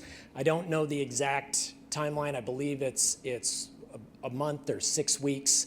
Of something of that nature. I apologize, I don't have that exact detail, but it is the business impact statement process. It gets advertised, provides businesses the opportunity to provide their input on how this rate impact or how this rate change might affect or impact their business. That then has a timeline associated with it. It then moves on to the Board of Trustees. The Board of Trustees then will review that business impact statement. They set a hearing date associated with holding a hearing at the very next meeting. So there are indeed timelines associated from initiating the business impact statement process, setting a hearing, and holding a hearing. So our anticipation is that the business impact statement is going to be starting next week. So if you would like to provide a recommendation to the Big Bend Water District Board of Trustees, this is the meeting and opportunity to be able to do that. So I just want to make sure that that is clear, because it will move on to the business community next and begin that process. Okay, so then this is the drop dead date for the board to approve, deny, or anything, because the statutory process, the timeline, I believe we have that same with our open meeting law when we advertise and stuff, things that are done legally. Correct. With the timeline for the public to allow them to have input and say. Yeah, and I would add, because it has been publicly noticed that today for the public to be here as well. I'm sorry, So I'm just hard hearing Yeah, no, today. you're good. It has been public notice, and to follow up on the document that Bronson was talking about, what we did is we did the August meeting, and that was when I believe the public comment was supposed to close about a week before. Then they extended it. After that meeting, we did the individual town board briefings. That material came from an amount of questions that came up that people were looking for a breakdown. So that was an opportunity for Big Bend Water District to share that with the board members of what the public had kind of been asking for. So they had all those documents and all that, and then that gave the board time to respond back to Big Bend with all that. So I think today is the day we should be doing the motion, and then I think there's still the opportunity in the November and December Board of Trustees meeting. Those are both public hearings as well. So this is the opportunity as the board members to provide the feedback from the residents and provide that recommendation, or else it's just going to go to the Board of Trustees with no recommendation, No which recommendation. I think is a disservice to the Laughlin community that there is no recommendation. I think it's better to have a recommendation instead of no recommendation, in my opinion. Okay. All right, so then Bronson, what would be and I don't know, I haven't talked to these individuals, so I don't know where they're gonna come from. They have the opportunity to ask questions as well as I do. So what would be the issue if we went forward and we didn't recommend the rate change for the 9 million and the storage tank? What would be the process then? What do we see? Nothing would change. As I've indicated, we would start the BIS process. That process would move forward, giving businesses the opportunity to provide input on how the rate change might affect them. It would then move forward again in November to set a hearing, open meeting, public comment available, and then December to hold the hearing. But that's in Vegas, correct? That's correct. Yeah. Yeah, and then December to hold the hearing. Okay. So, yeah, both of those being open public meetings. Can I say something regarding Certainly, the you have the floor. spreadsheet here? So you said it's going to be a little over 9 million for this, the rate increase to bring you guys up to passing the rate increase Plus the tank. and to bring you guys up so you have some money to handle emergencies. Correct. So, I mean, I can just see, without even looking at this in detail, there's like 20 projects on here. Some of them are 200,000, some of them are 500,000. Let's say that 500,000 project goes to 400,000 or it goes to 600,000. It's not going to affect our rate increase because our rate increase is what, $4 a month? Correct. Isn't that right? About 4 to 5, So, depending on the year. It's kind of ridiculous to even go in my opinion, it's even kind of ridiculous to go into the minutia of how much these projects are going to cost because it's you guys that are dealing with this, not us, on a daily basis. All I'm worried about is how much my water rate is going to increase. So again, if one of these projects costs another 100,000 and another one costs 50,000 less, it's all going to even out in the end. It's not like every month you're going to say, oh, gee, we had to adjust these figures and now your rate increase is going to be $8. It's going to stay that $4 regardless of what these prices are, right? That is correct, Mr. So, Beck. yeah, I'm done. I mean, I'm And I'm cool. if there is ultimately a reduction in the cost of one individual project, that just The means that the Big savings. Bend Water District is just getting savings and building Right. that funding reserve Right. a little bit faster. It's Yeah. the same as the tank. The tank was estimated at $9 million. Let's say it cost $5 million. That's a $4 million savings to Yes, us. savings, You have to overbid on every project just to make sure you have enough money to handle it if it does cost that amount of money. That's correct. So, yeah, in my opinion, I think it's a moot point to go into the details of it. I mean, $9 million is $9 million. It's not 9 gonna million change. plus 9 million for the tank, so 18.7 is, am I So, right? Yeah. If you were looking at that option over If that that longer is, right. term. There's two things sitting before us. Number one, approve the necessary things that we need for the 9.7 million, which is the rate increase over the first 5 years, or continue that rate increase at an incremental plus CPI for an additional, what, you said 9 years, and that would be at the 18 million, which builds one of the tanks. The benefit that we would get is once that goes under construction and things like that, then we get the opportunity to do the commercial projects and things that are sitting out there that we haven't been able to do because of capacity.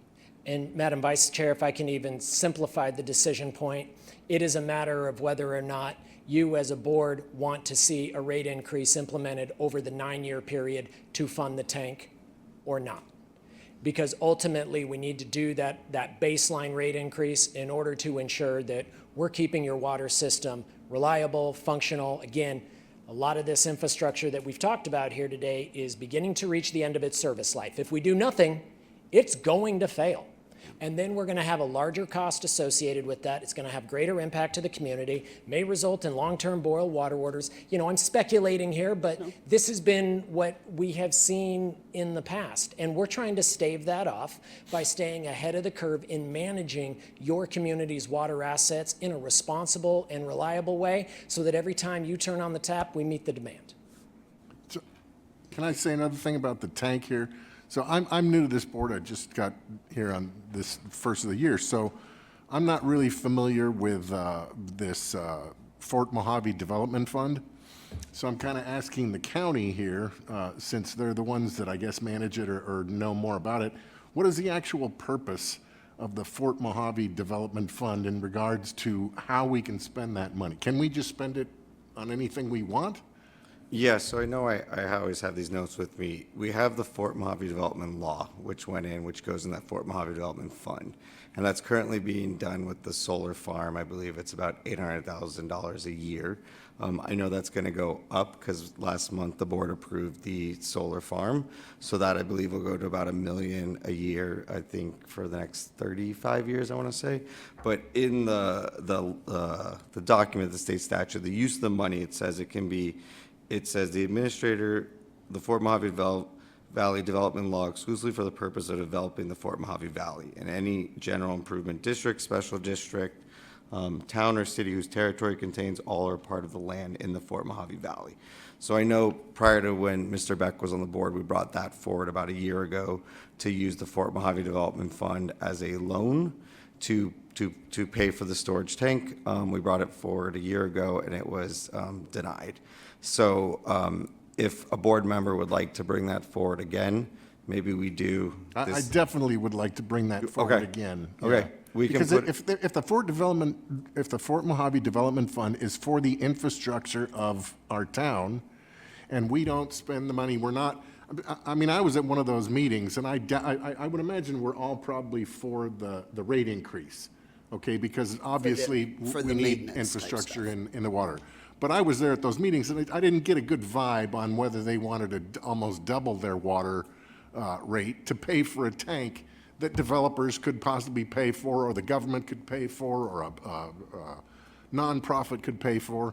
But the Fort Mojave Development Fund could pay for that, you know, because that's what the purpose of the Fort Mojave Development Fund is for. So if we don't get any government funds, which it doesn't look like we're getting from Trump and his administration, and we're not getting any nonprofit, it looks like we're not getting a water tank.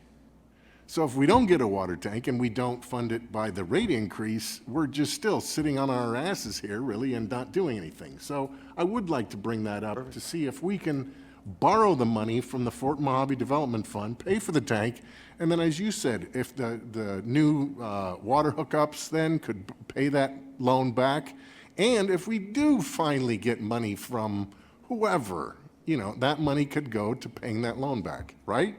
Or it could go to paying for another tank. Right, Because ultimately, exactly. you need two. We need one to Exactly. start, but we need two over the long Now, term. it might not cost $9 million, it might cost less, okay? And we have over 14 million, I think, in that fund. Correct.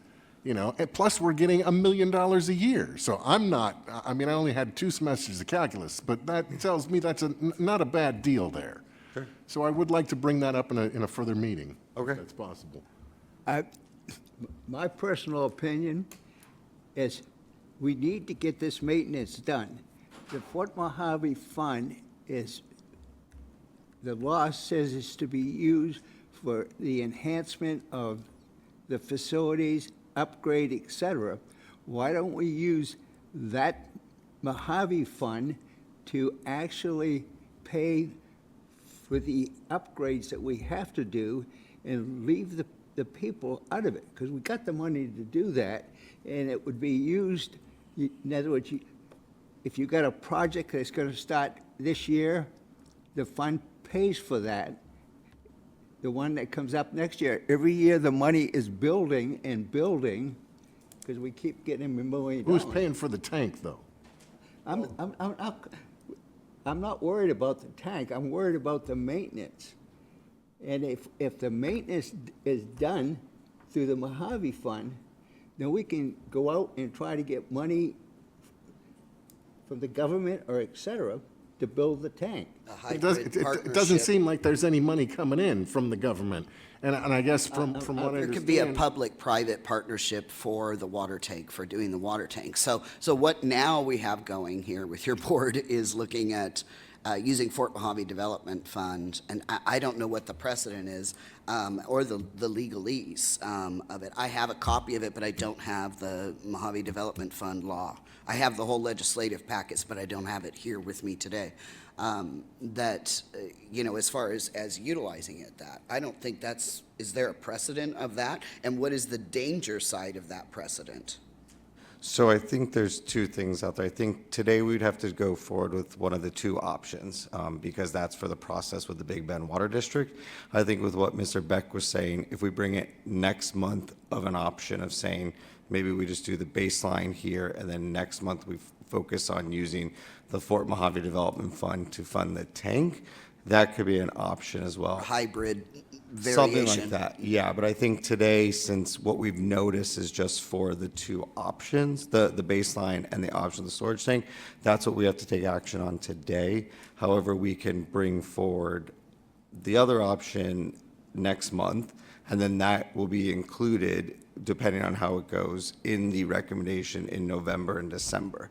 Because I know for Big Bend Water District, they have to get their business impact study out essentially like next week to meet their statutes, so. Statutory requirements. So am I to understand too that when you guys had this, I wasn't here, but this came up last year to fund the tank by the Fort Mojave Development Fund, and the reasoning that you didn't want to do that was because you thought money was coming in from like nonprofit organizations or something like that? No, the caveat that I had with it, and I think it's a valid one, is the fact that doing a loan, we were advised by Doha was here, who is, I believe she's your boss, am I not mistaken? I don't know how that, your whole structure works. Doa Mead is our Deputy General Manager of Engineering. And so she was here, and in her presentation, there was a likelihood that the money would not be repaid to the Fort Mojave Development Fund. And then at that point, it would be basically a gift to the water department. If I can just It was a clarify on loan. that. I'm sorry? The point of clarification there was simply if the Fort Mojave funds are leveraged to build the tank, and there is no development that happens, nobody comes in and Correct, pays there new is a chance service it would not be connection. paid back. Right. So, but we've heard from this board and from the community that development is waiting, right? And we've heard that, and we've even heard from developers that they want to go and they want to move forward. So I just want to point that out as well. It was And just a Just point a of clarification, key it was a clarification. loan. So it wasn't like just taking out of Fort Mojave Development Fund, not repaying it. It was, the way we worked with it with Clark County and Big Bend Water District was it would be a 30-year loan. And then with those new connection fees and developers coming in, that would pay it back. But Big Bend wouldn't just get a blank check for it. They would do like engineering, get the money, design, get the money, and then that money would start to go back into it if we got. It would have to be auditable financials, a Right, submission right. of funds, this is what Yeah. we need it for, and then, you know, a check would be cut from the development fund. And as Ms. Oaks mentioned as well, like, there was a 30-year plan, and if you didn't repay it within the 30 years, then it was forgiven. So it wasn't, that it was a risk, definitely for it. So. And the other caveat, the flip side of that coin too, is a legal precedent. When you have a fund that we have never done anything like that, we've done small loans for engineering studies, and then as the projects have gone forward, they've paid that back. But that has never been done with the Fort Mojave Development Fund. And the caveat of that is you can look at what we have today, but if you take a look at the possibility of real property management, selling the 5,000 acres that we have is known as the Southlands, the revenue potential from a tax basis is billions, be billions, not millions, be billions in the Fort Mojave Development Fund. And if you create a legal precedent, horse to water, through a pathway, you then have the possibility of that being done again for other projects that aren't necessarily in our purview. Well, so again, if I'm missing something here, I mean, we have, I don't know the exact figure, but it's like 14 or 15 million in the Fort Mojave Development Fund. So if we can't really spend it, we're not developing, you know, this town greatly. We're only building another 2 million gallon tank for moderate development. I mean, it's not like, you know, huge complexes are coming in here and another casinos are built. Let's say we don't even get any money back from that 9 million that we spent. That's still 10 and another $5 million base that's in that fund, and that's not even counting the $1 million that's coming in every year from the solar farm. So even if we lose that money completely, we still have $5 million plus $1 million coming in every year. What are we going to spend that money on? That's one way to look at it. What's the purpose but of that it's fund that if money we didn't don't just use it for materialize. development of our city? But that money didn't just materialize. That money came from our constituents. So that's their money for purchases of property and development and things that they have contributed. So it's not free money. It wasn't a grant. It wasn't a given. It is off of our constituents. That's their Right, money. but as he explained, the purpose of that fund is for the Development. physical infrastructure development of lands that belong to Laughlin. That's not quite true. It's, for example, if you've got a building that needs repair, you can use that money to repair it. But it seems like we don't do that, though. I mean, we're not spending. That is the point that I brought up. Rather than have the ratepayers pay for the repairs, have the Fort Mojave money do that, so the ratepayers stay where they are, and if we raise it 2% to build a reserve, but the money that we take out of the Fort Mojave fund to replace the pumps, to replace the screens, to replace that, that's all within the law. And I'm glad you brought it up, because I hadn't thought about it that way. And that way, the people would not have to pay more for their. I mean, to be honest, What they've already paid would go forward. I was at those towards- meetings, and again, it's not really, I mean, if you were to say, hey, my water rate's $40 a month and it's going up to 80, or it's going up to 100, but it's going from 40 to 44, I mean, I pay more for eggs going up than I do for that water increase, so. Mr. Beck, that's for the first year of implementation.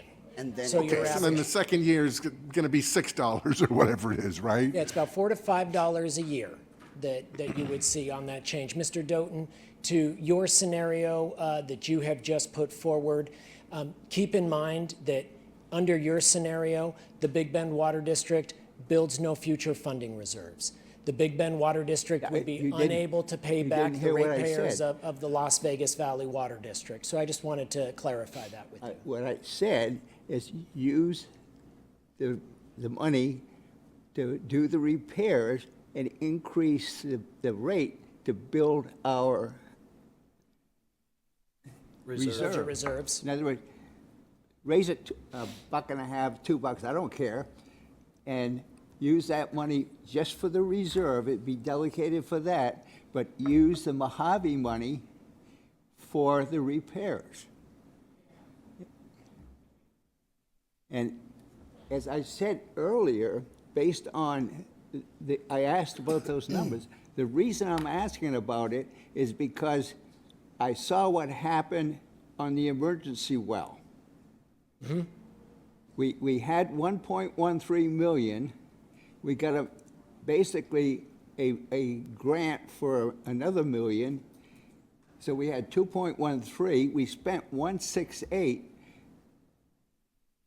And nobody knew about it, and then they turn around and capped it. So we spent $1.68 million and got nothing out of it. Yeah, that is correct. Funded portion through grants, both federal and state, and a portion through water revenues. It is unfortunate that that well ultimately did not produce what it needed to produce, and the water that it did produce was high in manganese, which, as you know, is a secondary contamination. Ultimately, the manganese levels were in about 550 to 1,300 times higher than what is permissible under the secondary maximum contamination levels. So ultimately, not producing poor water quality.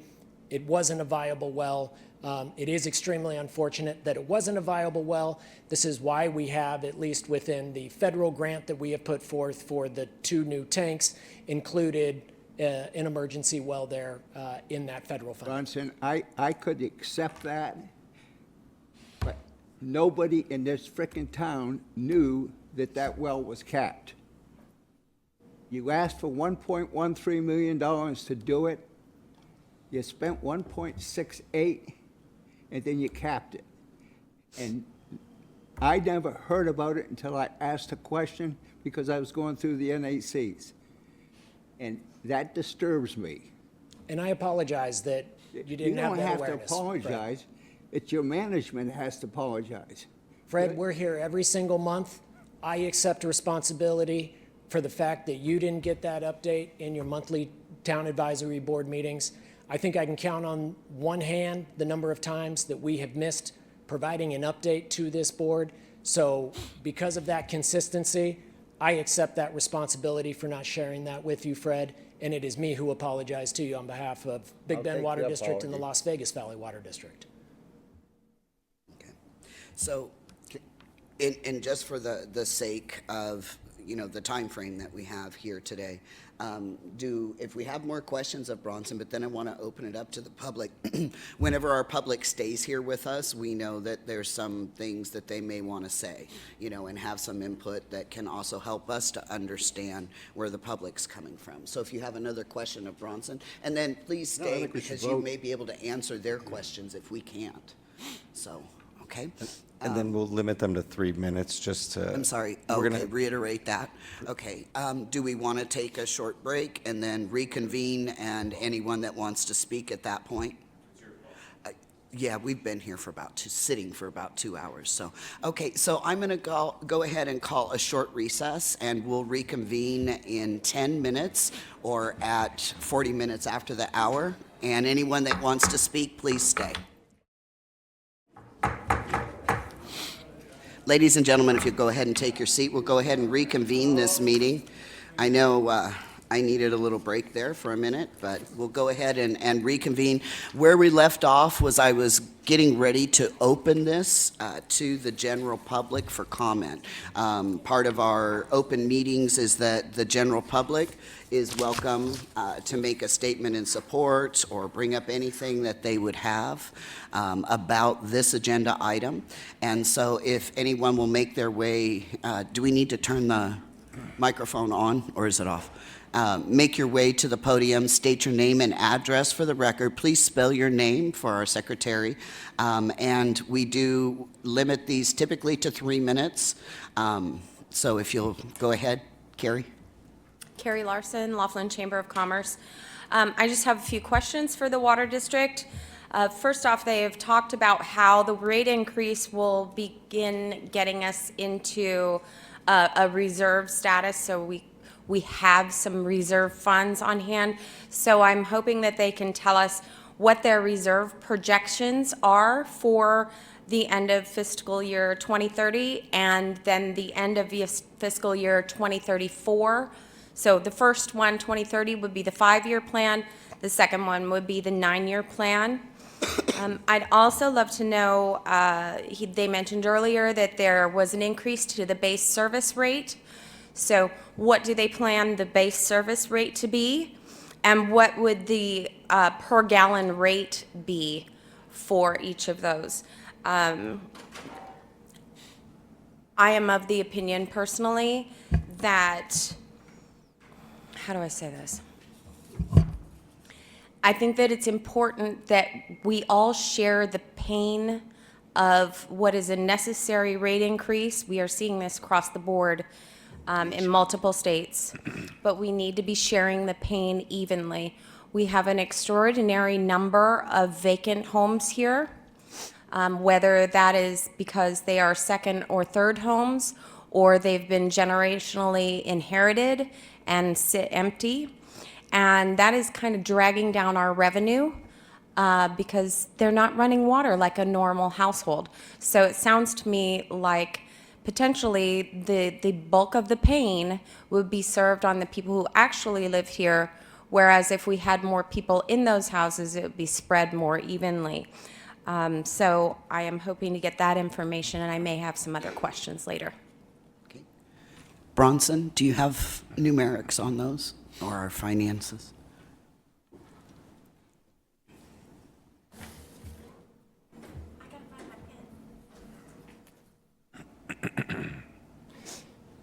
So to Ms. Larson's first question, with regards to building the funding reserves, under the 5-year implementation, the Big Bend Water District would actually begin building those funding reserves in the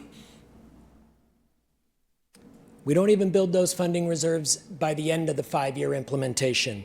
We begin building those funding reserves in 2032, 2033. As we look out to 2034, 2035 timeframe, the expectation based on the modeling is that those funding reserves would total $4.1 million by that timeframe. Again, that's 2034, 2035. Under the 9-year implementation, we do not begin building any funding reserves until the 2034, 2035 timeframe. And that would be the first positive funding reserve of $473,000. Of course, that would continue to build in the years that follow. So scenario A under the 5-year, you build the funding reserve, start building that faster than you do under the 9-year implementation.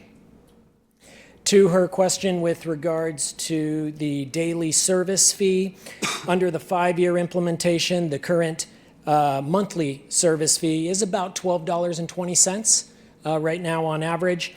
By the 2030 implementation, the completion of that implementation, it would be $19.30 a month. Under scenario B, again starting at $12.20 currently, it would go to $27.85 in 2034. And on the per unit charge, the volumetric charge, Right. which is the charge per 1,000 gallons, currently $4.70 per 1,000 gallons. Under scenario A, that would go to $7.42 per 1,000 gallons. Under scenario B, the 9-year implementation, that $4.70 would go to $10.71.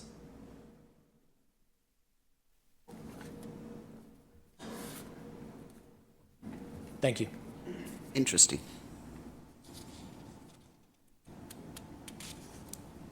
I can't do necessarily the percentages of, but I do see your point that the daily service, which is calculated and presented as a monthly figure, is much less than what the per gallon figure would be. So in essence, the amount of money that a vacant residence not drawing water, the impact that they would have would be much less than the family of 4 children that, uses water, pays the monthly service fee and then pays a per gallon fee as well, per 1,000 gallon. One thing to keep in mind is, especially for those who are snowbirds, we did go and take a look at those who are more seasonal residents, who are maybe here during the winter months and somewhere else during the summer months. For the vast majority of those customers, what we were able to identify is that they maintain active water service during that time that they are living somewhere else. They aren't asking to have their water service terminated on a annual basis. So they are still using water. While they're not using water indoors, if the home isn't occupied, they are using water outdoors, likely to maintain landscaping in and around that type of a single-family residence. Of course, if you have a home that is just vacant and has no water service, no water service is being delivered there, so certainly they wouldn't be using any water at all. That would be correct. Yeah, like my unit in Quail Ridge. Yeah, my unit in Quail Ridge, we, basically the landscaping is done by the HOA. We have our own little back patios, but, if you don't have anything back there. And the house next to me sits vacant except for And one thing to January. keep in mind in a community like that, where the landscaping, the outdoor irrigation is taken That's in care our of HOA commonly, fees, yeah. right, by your HOA fees. The average indoor residential water use is about 5,000 to 6,000 gallons a month. That's average. Of course, it depends on the number of bathrooms and actually doesn't really depend a whole lot on the number of people, whether it's one individual living there or a family of 3 or 4, right? You're kind of doing the same amount of laundry and what have you. You would think that it would be a whole lot more or a big disparity between those, but it's really not based on, our decades of research of how water is used indoors. So about 5,000, 6,000 gallons a month is typically your average for your indoor water use.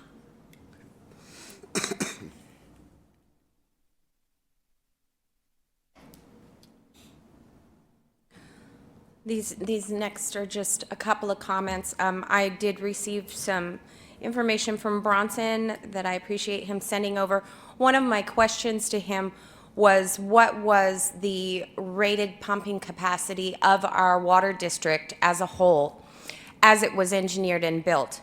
And they returned information that our pumping capacity for Big Bend Water District is 17.7 million gallons per day. But we are currently only operating at 7.7 million gallons per day because of operational deficiencies, meaning the pumps aren't working. And I believe that some of those are scheduled out in the spreadsheet that you have received. And the good news is that 7.7 million gallons per day is more than what we're using. It's pretty much double. But my concern is that they have not kept our pumping capacity up to standard, what we could be doing over the last 9 years. I'm wondering, how long have they been operating in an operational deficiency for pumping? That would be important to know. And then aside from that, regarding the tanks, I think that we definitely need to do some more research as far as how we go about funding that. For various reasons, whether it's Fort Mojave Fund or through a rate increase.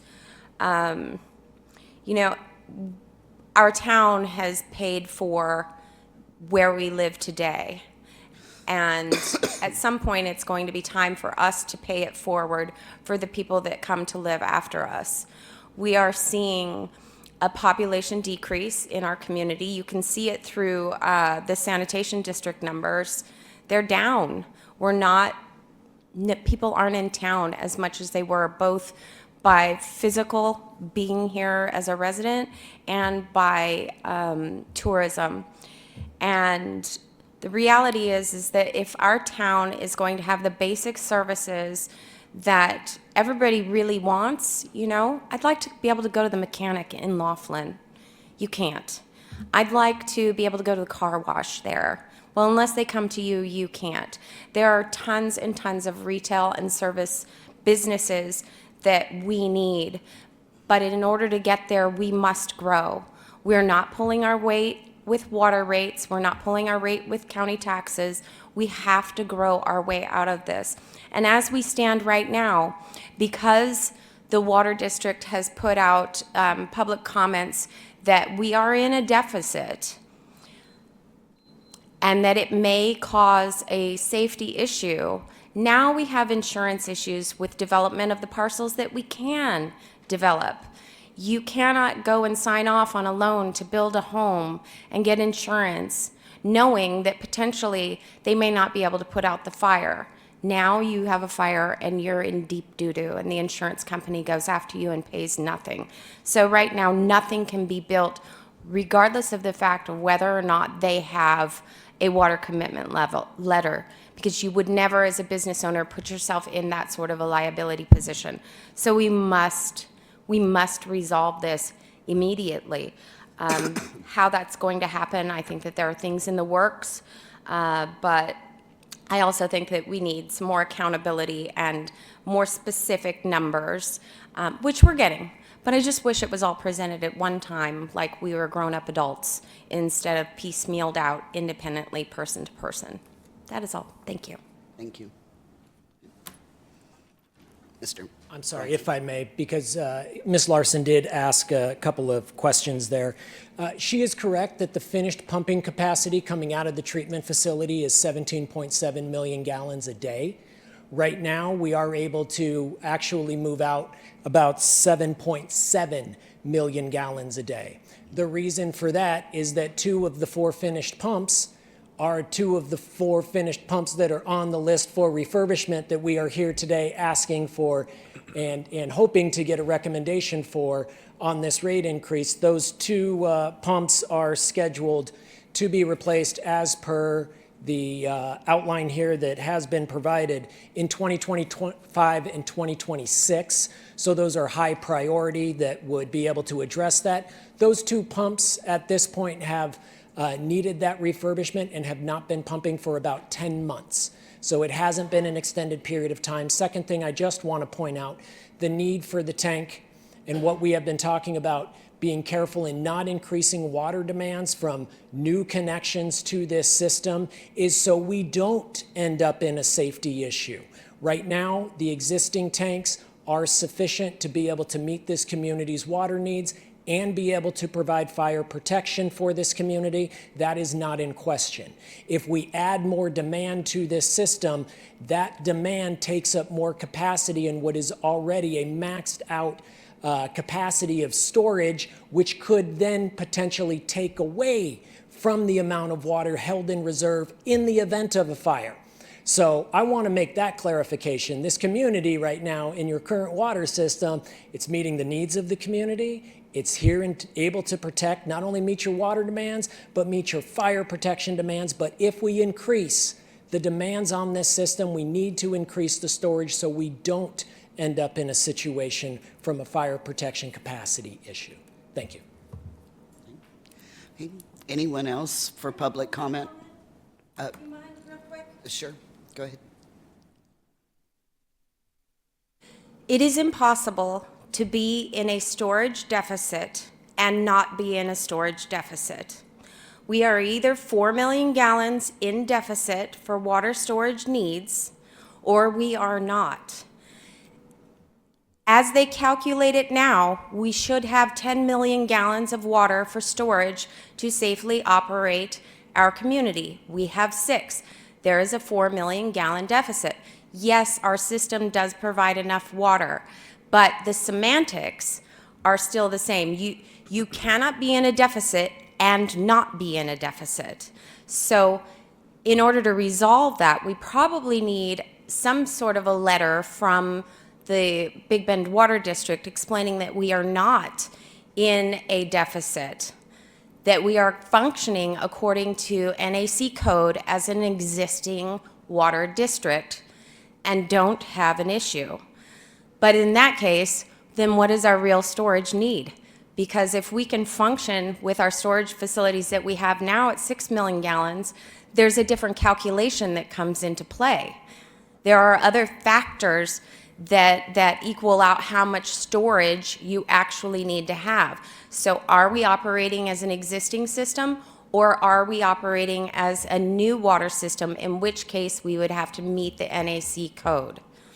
You can't be both in a deficit and not in a deficit. We either are or we aren't. Thank you. Okay. Is there anyone else that cares to comment? Please state your name for the record and spell your last name, please. Welcome. My name is Penny Angel, Angel. That one's easy. I married an angel. Yeah. 2115 Kiva Way. I had submitted written comments, and I'm not really going to comment about those. But the Fort Mojave new tank issue, whatever that Mr. Beck mentioned, I'm not really familiar with that concept, and I'm not really sure where I stand on that. As far as I think Mr. Doughton had mentioned about using the Fort Mojave fund for repairs and maintenance, I'm theoretically against that because I really think the Big Bend Water District should be self-supporting. And if you use a different funding source outside the district, that only creates a modeling issue and rate issue in the future. You're just deferring a later problem. I think the ratepayers should be paying for that. I have been a full-time resident. I had a vacation home here for years, and then I retired, and then I became a full-time resident in 2020. I have been watching Big Bend Water District Financial has been pulling down their statements since 2020. Their PDFs been saving them because I noticed they only keep one on their website each year. So I've been monitoring this, expecting a rate increase issue coming forward because you've been in a operating deficit for years.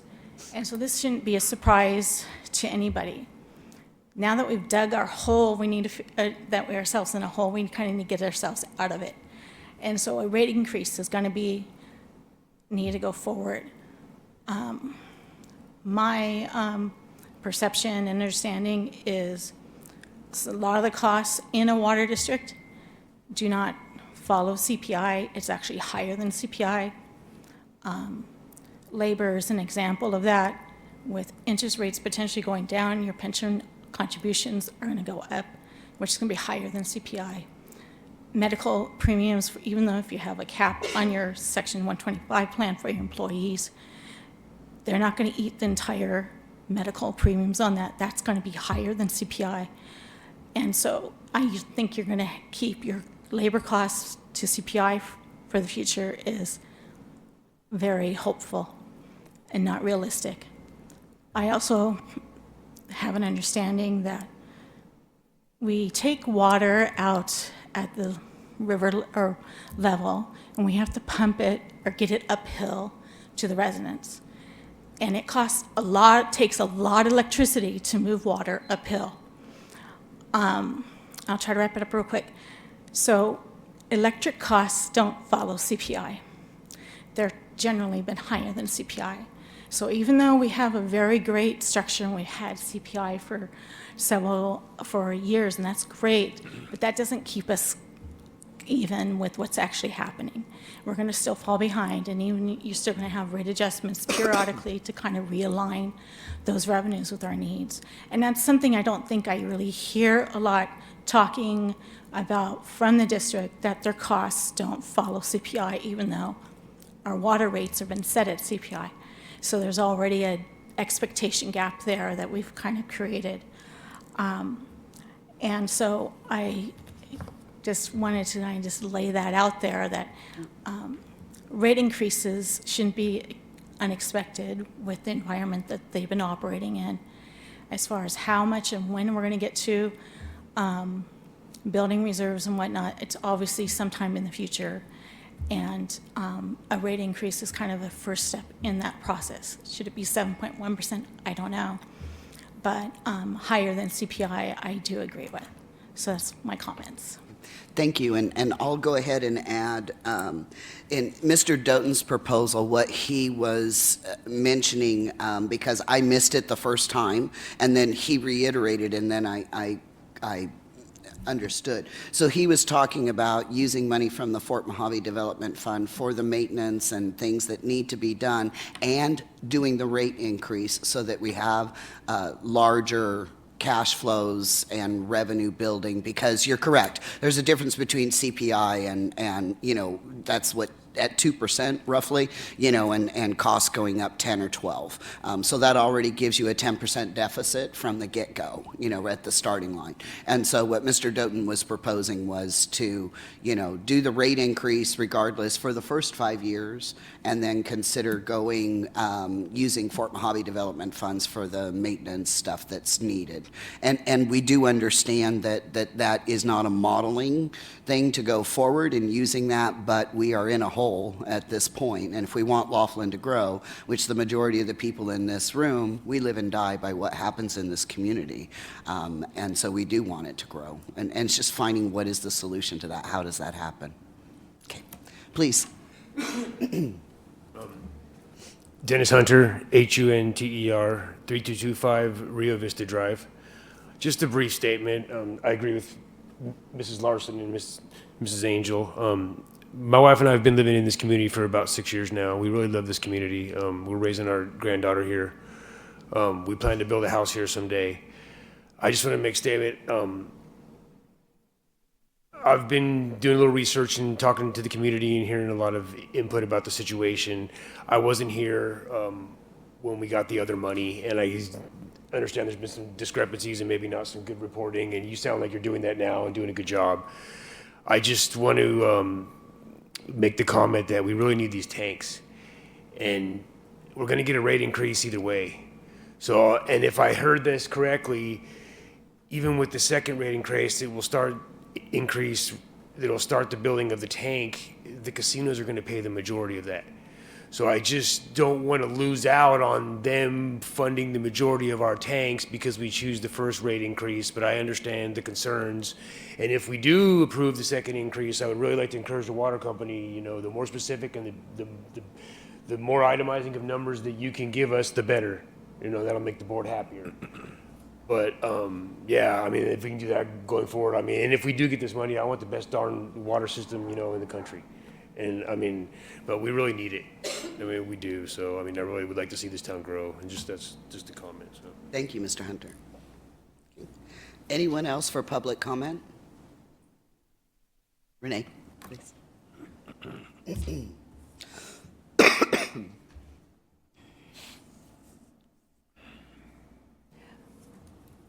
Hi, my name is Renee Yepez, Reneeyepez. I don't know if this is a nice break or not, because I'm going to extend this a minute here. But my comment is for something different. It's going back to when I came up here 2 months ago, and I asked about the Boys and Girls Club and the results of Renee, so this isn't on, so we're still in still the part of water that? district? Forgive me. Okay. Oh, but we definitely want to hear from you, but Sure. it just, that has to be at the general public comment, so. Oh, I'm Once sorry. no, it's okay, because it's public comment. It's You been heard me long, say. and I feel like we're in Yeah. comment. That's all I've been And hearing. it is, we're at the public comment, I but still on an apologize. agenda item, Renee, but definitely we want to hear your update on the Yeah, Boys and it's Girls just- Club. when- Mine's going to be like 1 minute when it's time. I Okay, apologize. yeah, I'm Excuse sorry, me. Renee, No but problem. we'll finish up with this. Okay, anyone else for public comment on this agenda item for general business? Okay, all right, we'll go ahead and close the public comment section. So can I call a discussion to the board? Sure, yeah. Because we're open and obviously the mics are on. Yeah. Fred, yours isn't on. And I want to make one point of order with Sure. the Fort Mojave Development Fund. So originally, it was, the reason it could be used for a tank is because it was a loan. Could or could not? Could be used is because we did it as a loan option. It wasn't an option of where we just depleted the fund and said, do this to build it. So we did it as a loan option. So I just want to make sure with the option of using the Fort Mojave Fund for maintenance and stuff like that, if that's what we maybe do next month, that it's not, we're not using the Fort Mojave Development Fund for rates, because they're two different things, and you can't use it like that, because the rates are going to be forever going up, and that fund would run out. So does If that you make- tie it, but what about and again, this becomes a point of information.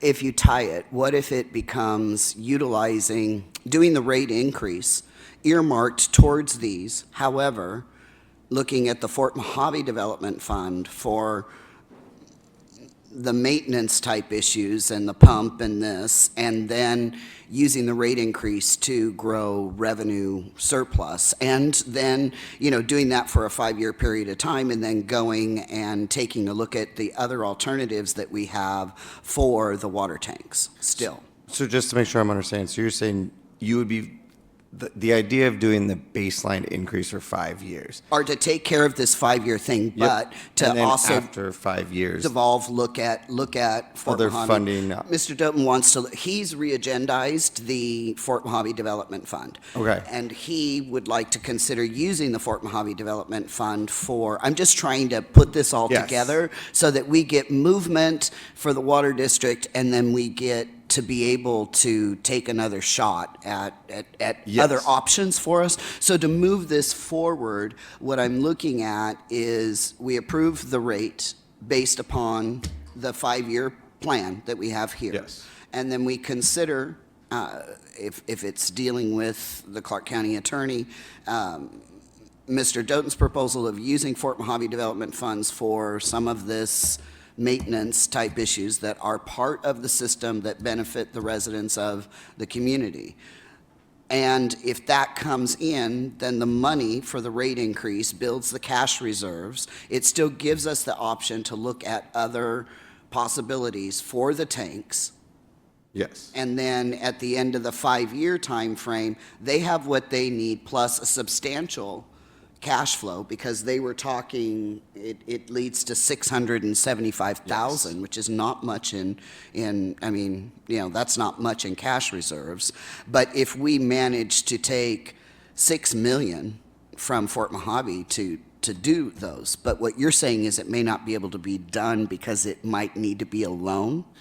Well, that's why we were able to do it last time as a loan. And I also want to be careful with it because I Yeah, appreciate... there's a language, and that's why Yeah. from a point of information, we'd have to involve the district attorney. And I respect because Mr. Beck asked for it next month, and I don't think it's appropriate to decide on it during this agenda because we didn't agendicize. I'm sorry, decide on what? I don't think we should make the motion including that Fort Mojave because that wasn't the way the agenda item was written. So it's not fair to people that maybe read it and didn't think that that was an option. That's why I'm saying for the next month, we can have that discussion of looking at alternatives for funding. I think today we can only kind of vote based on what's written because of the way we've posted it and all that. I see. Yeah. Yeah, because that's a whole nother, I'm sorry? That's what you said, we'd vote on. Right, on doing this and tying it to this. And then in the future, looking. And yes. then consider. Okay, right. I just want to make sure that's clear because I know. Okay, and I no, appreciate that you, makes sense, 'cause that makes sense. And we don't legally know whether that's even a possibility, whether it could be utilized for that. I mean, I have a copy of the law, Carrie gave me one. So do I. Okay, and Yeah. I'd have to dig through it and look at it with that in the perceptual mindset. It wasn't something that I looked at before. And so out I of respect for the community and how we posted it, we didn't have that listed as an option. So it's not fair for people who maybe read it and said, oh, they're just going to talk about those two options, not a third option. So that's why we kind of got to make sure for the open meeting law and all those agenda postings. No, So- and that's what I'm trying to, that's why. Yeah, and you're I doing a pulled it wonderful back to the job. board. Yep. Yeah, I pulled it back to the board. So where do we stand as far as, I mean, that gets us a portion of progress for the water district so that they can go ahead. And it still gives us other options. It doesn't lock us into doing the water tank. It gives the rate increase, which I think is, our last rate increase was 2017. I'm not paying the same for frosting or cinnamon or, brown sugar. I'm not dough and pizza sauce. I'm not paying the same as I did in 2017. I mean, obviously. So I mean, the increase in the water rate is coming. I mean, we've known that. And, the other thing for the constituents, we anticipated that we would grow in the 2008 timeframe when everything was taking off in Clark County, and it didn't happen for Laughlin. A lot of the development went into Clark County. It didn't happen here. We weren't aware that we were heading towards a deficit because we just assumed, oh, we're not growing, so therefore we don't have a deficit. And yet we do. So we've got to solve this.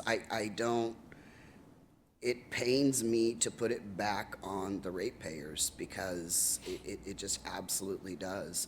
And if there's a way to mitigate that, I'd like to do it. But I don't think it's unreasonable from 2017 to 2025. I mean, the gas you're putting in your car is not the same price either. I mean, so I don't think that's unreasonable. I still hold hope that we have some NGOs and we have some other options with Word of funding and things. But this, if we are able to use Fort Mojave funds, and I'll ask Bronson what he thinks of that, to move those back in, then that just moves into building cash flows. Bronson, what do you think on that? I'm going to pull it back to you. Just keep in mind that we're looking at Speak $9.7. up. We're looking at $9.7 million of infrastructure improvements. Correct. A new tank is about $9 million. The approval of the baseline increase helps us build funding reserves, helps us take care of all of the maintenance, Fred, that you were considering maybe having Fort Mojave pay for. $9.7 million there. If you go with the baseline increase, your water rates take care of all of that. And then that really clears the slate for you to come back and reconsider the Fort Mojave funds for $9 million for or the grant tank funding or an NGO in the future. So I think you can kind of have your cake and eat it too. Would you be able to do that? In other words, if we found out it's okay to do that with Fort Mojave Development Funds, would you take that? The rate increase would continue. That would be a given. but then that type of money would just go into cash flows and report that to us. Yeah, the revenue generated from the rate increase, paying for the infrastructure improvements, building cash flows, But if we building give reserves. you 6 million of the 9, then you just move that into the cash flows. Well, I don't know that would necessarily be the case. If you remember when we last had an item on the Fort Mojave Fund and using that as a loan, obviously that was cleared by the attorneys at Clark County and the attorneys with the Water District. It seems to me like your cleanest line of delineation would be approval of the baseline rate increase, the 5-year implementation, come back next month and have a conversation about whether or not you want to leverage those Fort Mojave funds to be able to provide a loan for the tank. Had we done that a year ago, we would be standing here probably before you saying, hey, design is done, we're getting ready to bid, or this is the contractor that has awarded the bid and this is the amount. And we would be pretty close to turning dirt on building that tank. So I think that your movement and where you're thinking right now is sound. So, but that's just me saying, and I hope that answered your question. Yeah, I'm just trying to find out what the Water District would do with that. I'd like to hear Kevin's. From the numbers, man. Yeah, just Bring really the quick, numbers on. Kevin Bethel with the Water District. I can't speak to the legality of using the Fort Mojave funds for that Neither purpose. can we right But I now. will tell you that any funds that come into Big Bend Water District above and beyond the revenue generated from the rate increase would just go to build reserves quicker. It goes to the cash balance. I think that's the question you're asking. Right, and the thing is and that this board also has influence on, okay, if we have enough cash reserves to build a tank, then we build a tank. Then you apply it to the tank. But, Is that- Kevin, what I think I was saying is you gotta fix a pump. The Fort Mojave pays for that. The money that's coming in on the increase goes into a separate account for reserve. Not part of the general operating That way, fund. the Mojave Fund is being utilized to enhance the system, which the law says we can do. It keeps you clean from an accounting standpoint as well. Well, and remember, you not only do you have the revenue increases to pay for the capital, but we're also paying back Las Vegas Valley Water District customers. So we're using it I believe to get that's out. $2 million outstanding in my, $2.6 million Okay. is our estimate right now. It's unaudited, so we'll get those audited financials in November. So you got to pay back $2.6 million.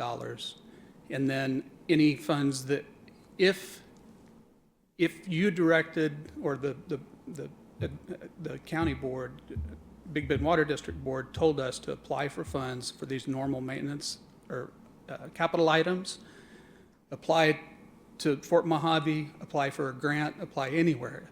And we were told to offset that Fort Mojave funds, if they're received, to build reserves. We can do that. We just have to pay down. There's got to be an allocation to the pay down to the debt first. the 2.6 million owed to It's just- Las it's- Vegas Valley Water District. It's extra money coming in, and that money builds those reserves quicker, and those reserves are set aside.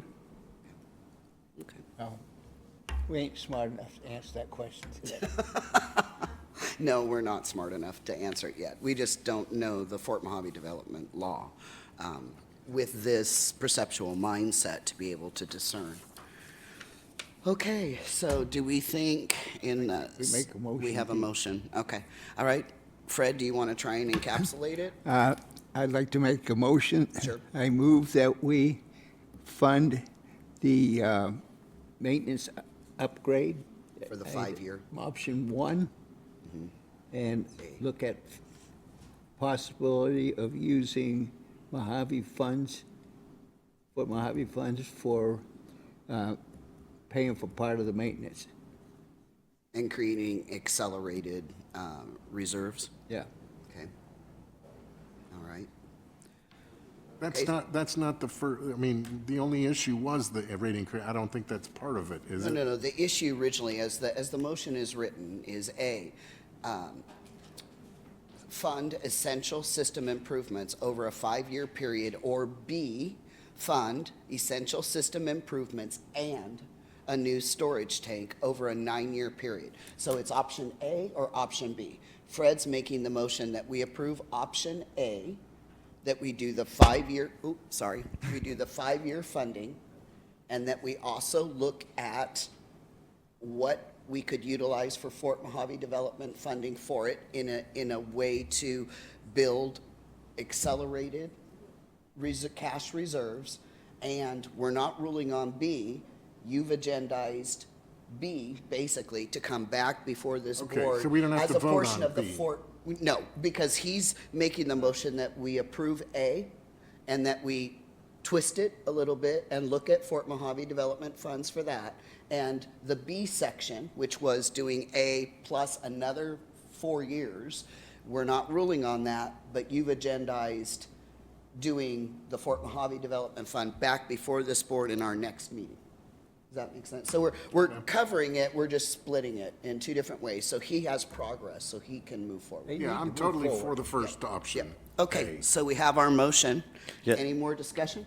Okay. I'll go ahead and hold a But a vote. second. Oh, okay, let's get it. Okay, you want to second it? I second it. Okay, second. All those in favor? Aye. Aye. Our motion carries. So you have that, and we'll probably see you next month again for the Fort Mojave. Thank you very much for your diligence on this. We really appreciate it. Thank you. Oop, I'm having trouble with this. Okay. Now we'll move forward, Renee, to item number 8, comments by the general public. A period devoted to comments by the general public about matters relevant to this board's jurisdiction will be held. No vote may be taken on any matter not listed on the proposed agenda. Comments are limited to 3 minutes. Please step up to the speaker's podium and state your name and address, and please spell your last name for the record. If any member of the board wishes to extend the length of the presentation, this will be done by the chair or the board by majority vote. And I will just preface the caveats of, at this portion, oftentimes, because I'm very verbose, I'll have conversations and debate things. I've been told I'm not supposed to do that. So we just have your public comments section. We thank you for it, and that's it. I've been told I can't have conversations, so that's hard for me. Okay. All right, well, thank you for giving me grace for my faux pas there. Okay, my name is Renee Yepez, RENEEYEPEZ. I am a resident of the Laughlin community. And again, I'm not going to give my address, but I will be speaking as a resident. First, I would like to thank you, Madam Vice Chair, for speaking freely and publicly about the list of potential improvements to be considered by the Clark County for Community Development Block Grant considerations as it refers to its point of priority. The last time I spoke here was in July regarding the termination of contract with the Boys and Girls Club at Spirit Mountain Activity Center and the possible movement of the Boys and Girls Club to the former Bennett Elementary School. My request last month was for transparency, which is why I'm surprised to not have the topic of the Boys and Girls Club on the agenda, even as a discussion item. I wanted to be clear that the youth already have a building designated to do activities such as those provided by the Boys and Girls Club, and I am only here to advocate for the 60-plus children who may be affected. That is where my allegiance lies. In the spirit of transparency, and per my former request of an independent review of the grant agreement and condition, please give a report on the grant agreement and conditions, and provide the update on the status of the Boys and Girls Club at the next LTAB. Thank you. Thank you, Renee. I know we're not supposed to comment on that, but can you? I'm not supposed to. Yeah, no, I'm not able to, but I will work with Ms. Yepez. We'll and, stay after, and yeah, definitely provide those updates. I know she's been in a few meetings with me with that Boys and Girls Club. Good afternoon. Bob Bilbray, BILBRAY, 1631 Cal Edison Drive. First of all, thank you for enduring the last agenda item. It was appreciated, and I have something of a little lighter tone. Some years ago, I've been watching the development of the Sphere in Las Vegas, and anybody who's ever been to any of the shows at the Spheres, there's not a bad seat in the place. It's an incredible thing to see. And as soon as I found out that the producers were going to work on Julie Garland and the Ruby Slippers and the Wizard of Oz, I could do nothing other than offer tickets to every student in our schools. And in the first phase of that, I met with the new principal. I said, what's the motivation? That's on how we pick the students and what order the students get to go to see this show. So they came to me and they said, attendance is our worst problem in junior high school. And so I said, find every student that's got 100% attendance and offer them the first bus tickets so on October 3rd, we're going to take 100 students. The school district's been in, pardon? 100 students? I think it's 100 to start with per trip, and they're going to provide the transportation, and I have to thank my daughter Ashlyn for working with the school district on this. I think it'll be something these children will never forget. And cool. So hopefully of course I'll be there, and I'm not sure I'll have a Ruby Slippers on. And I know I'm going to be afraid when the house starts turning in the sky, but we're going to try to continue on. I got to say that the Sphere Management Group sales has been incredibly helpful with us. We got those tickets down to almost, $80 a piece, and those are $150 to $170 tickets. We got tickets right where we wanted to be, keeping our group together in the center where they didn't have to look over their heads and they didn't have to miss anything. So I really, really personally, and on behalf of myself, and I must say the Laughlin Economic Development Corporation jumped in and assisted with it. Each show is going to be about $10,000, and I'm happy to donate it. I think it's the best use I could ever do with $10,000, especially when politicians are asking for that every hour. So anyway, I wanted to I know I took over more than my 3 minutes, but I wanted to let you know that. Okay, thank you very much. Thank you. See, you actually weren't. That is a great thing you're doing. Thank you, Bob. I'm the crazy deck lady. I'm Jill Ramelot, Ramelot, and today I'm representing River Fund 55 Civic Way. One of my oldest and best friends bought me this shirt and decided I was the crazy duck lady. But I'm here promoting the River Fund Great Duck Pluck. It is coming up on November 15th. It is this year, we're having it at the pool in Bullhead City because of the problems with the river water levels and people getting in and out, and we're going to try and beg some of you guys and maybe Mark again to come. We'll be using dippers instead of people in the water. And we have ducks for sale now, as Jackie very nicely mentioned, on the riverfundinc.com, and you can find out all about the event, and we are still accepting donations from any businesses or people who'd like to provide things for us to give away. And our great new platform allows us to promote each person's gift as a gift for a potential prize. So you guys get your logos and websites information out there. So it helps us thank all of our donors. And the tickets are only $10 a piece, and as you buy more, you get free ones. So go to riverfundinc.com and learn about the Great Duck Pluck, and they'll be for sale all the way up through the day of the event, but we're hoping to get them sold as much as possible. Last year, Riverfund made about $14,000, and that was down by about 10 over the year before. So we're really hoping to push it for 2 full months like we're doing.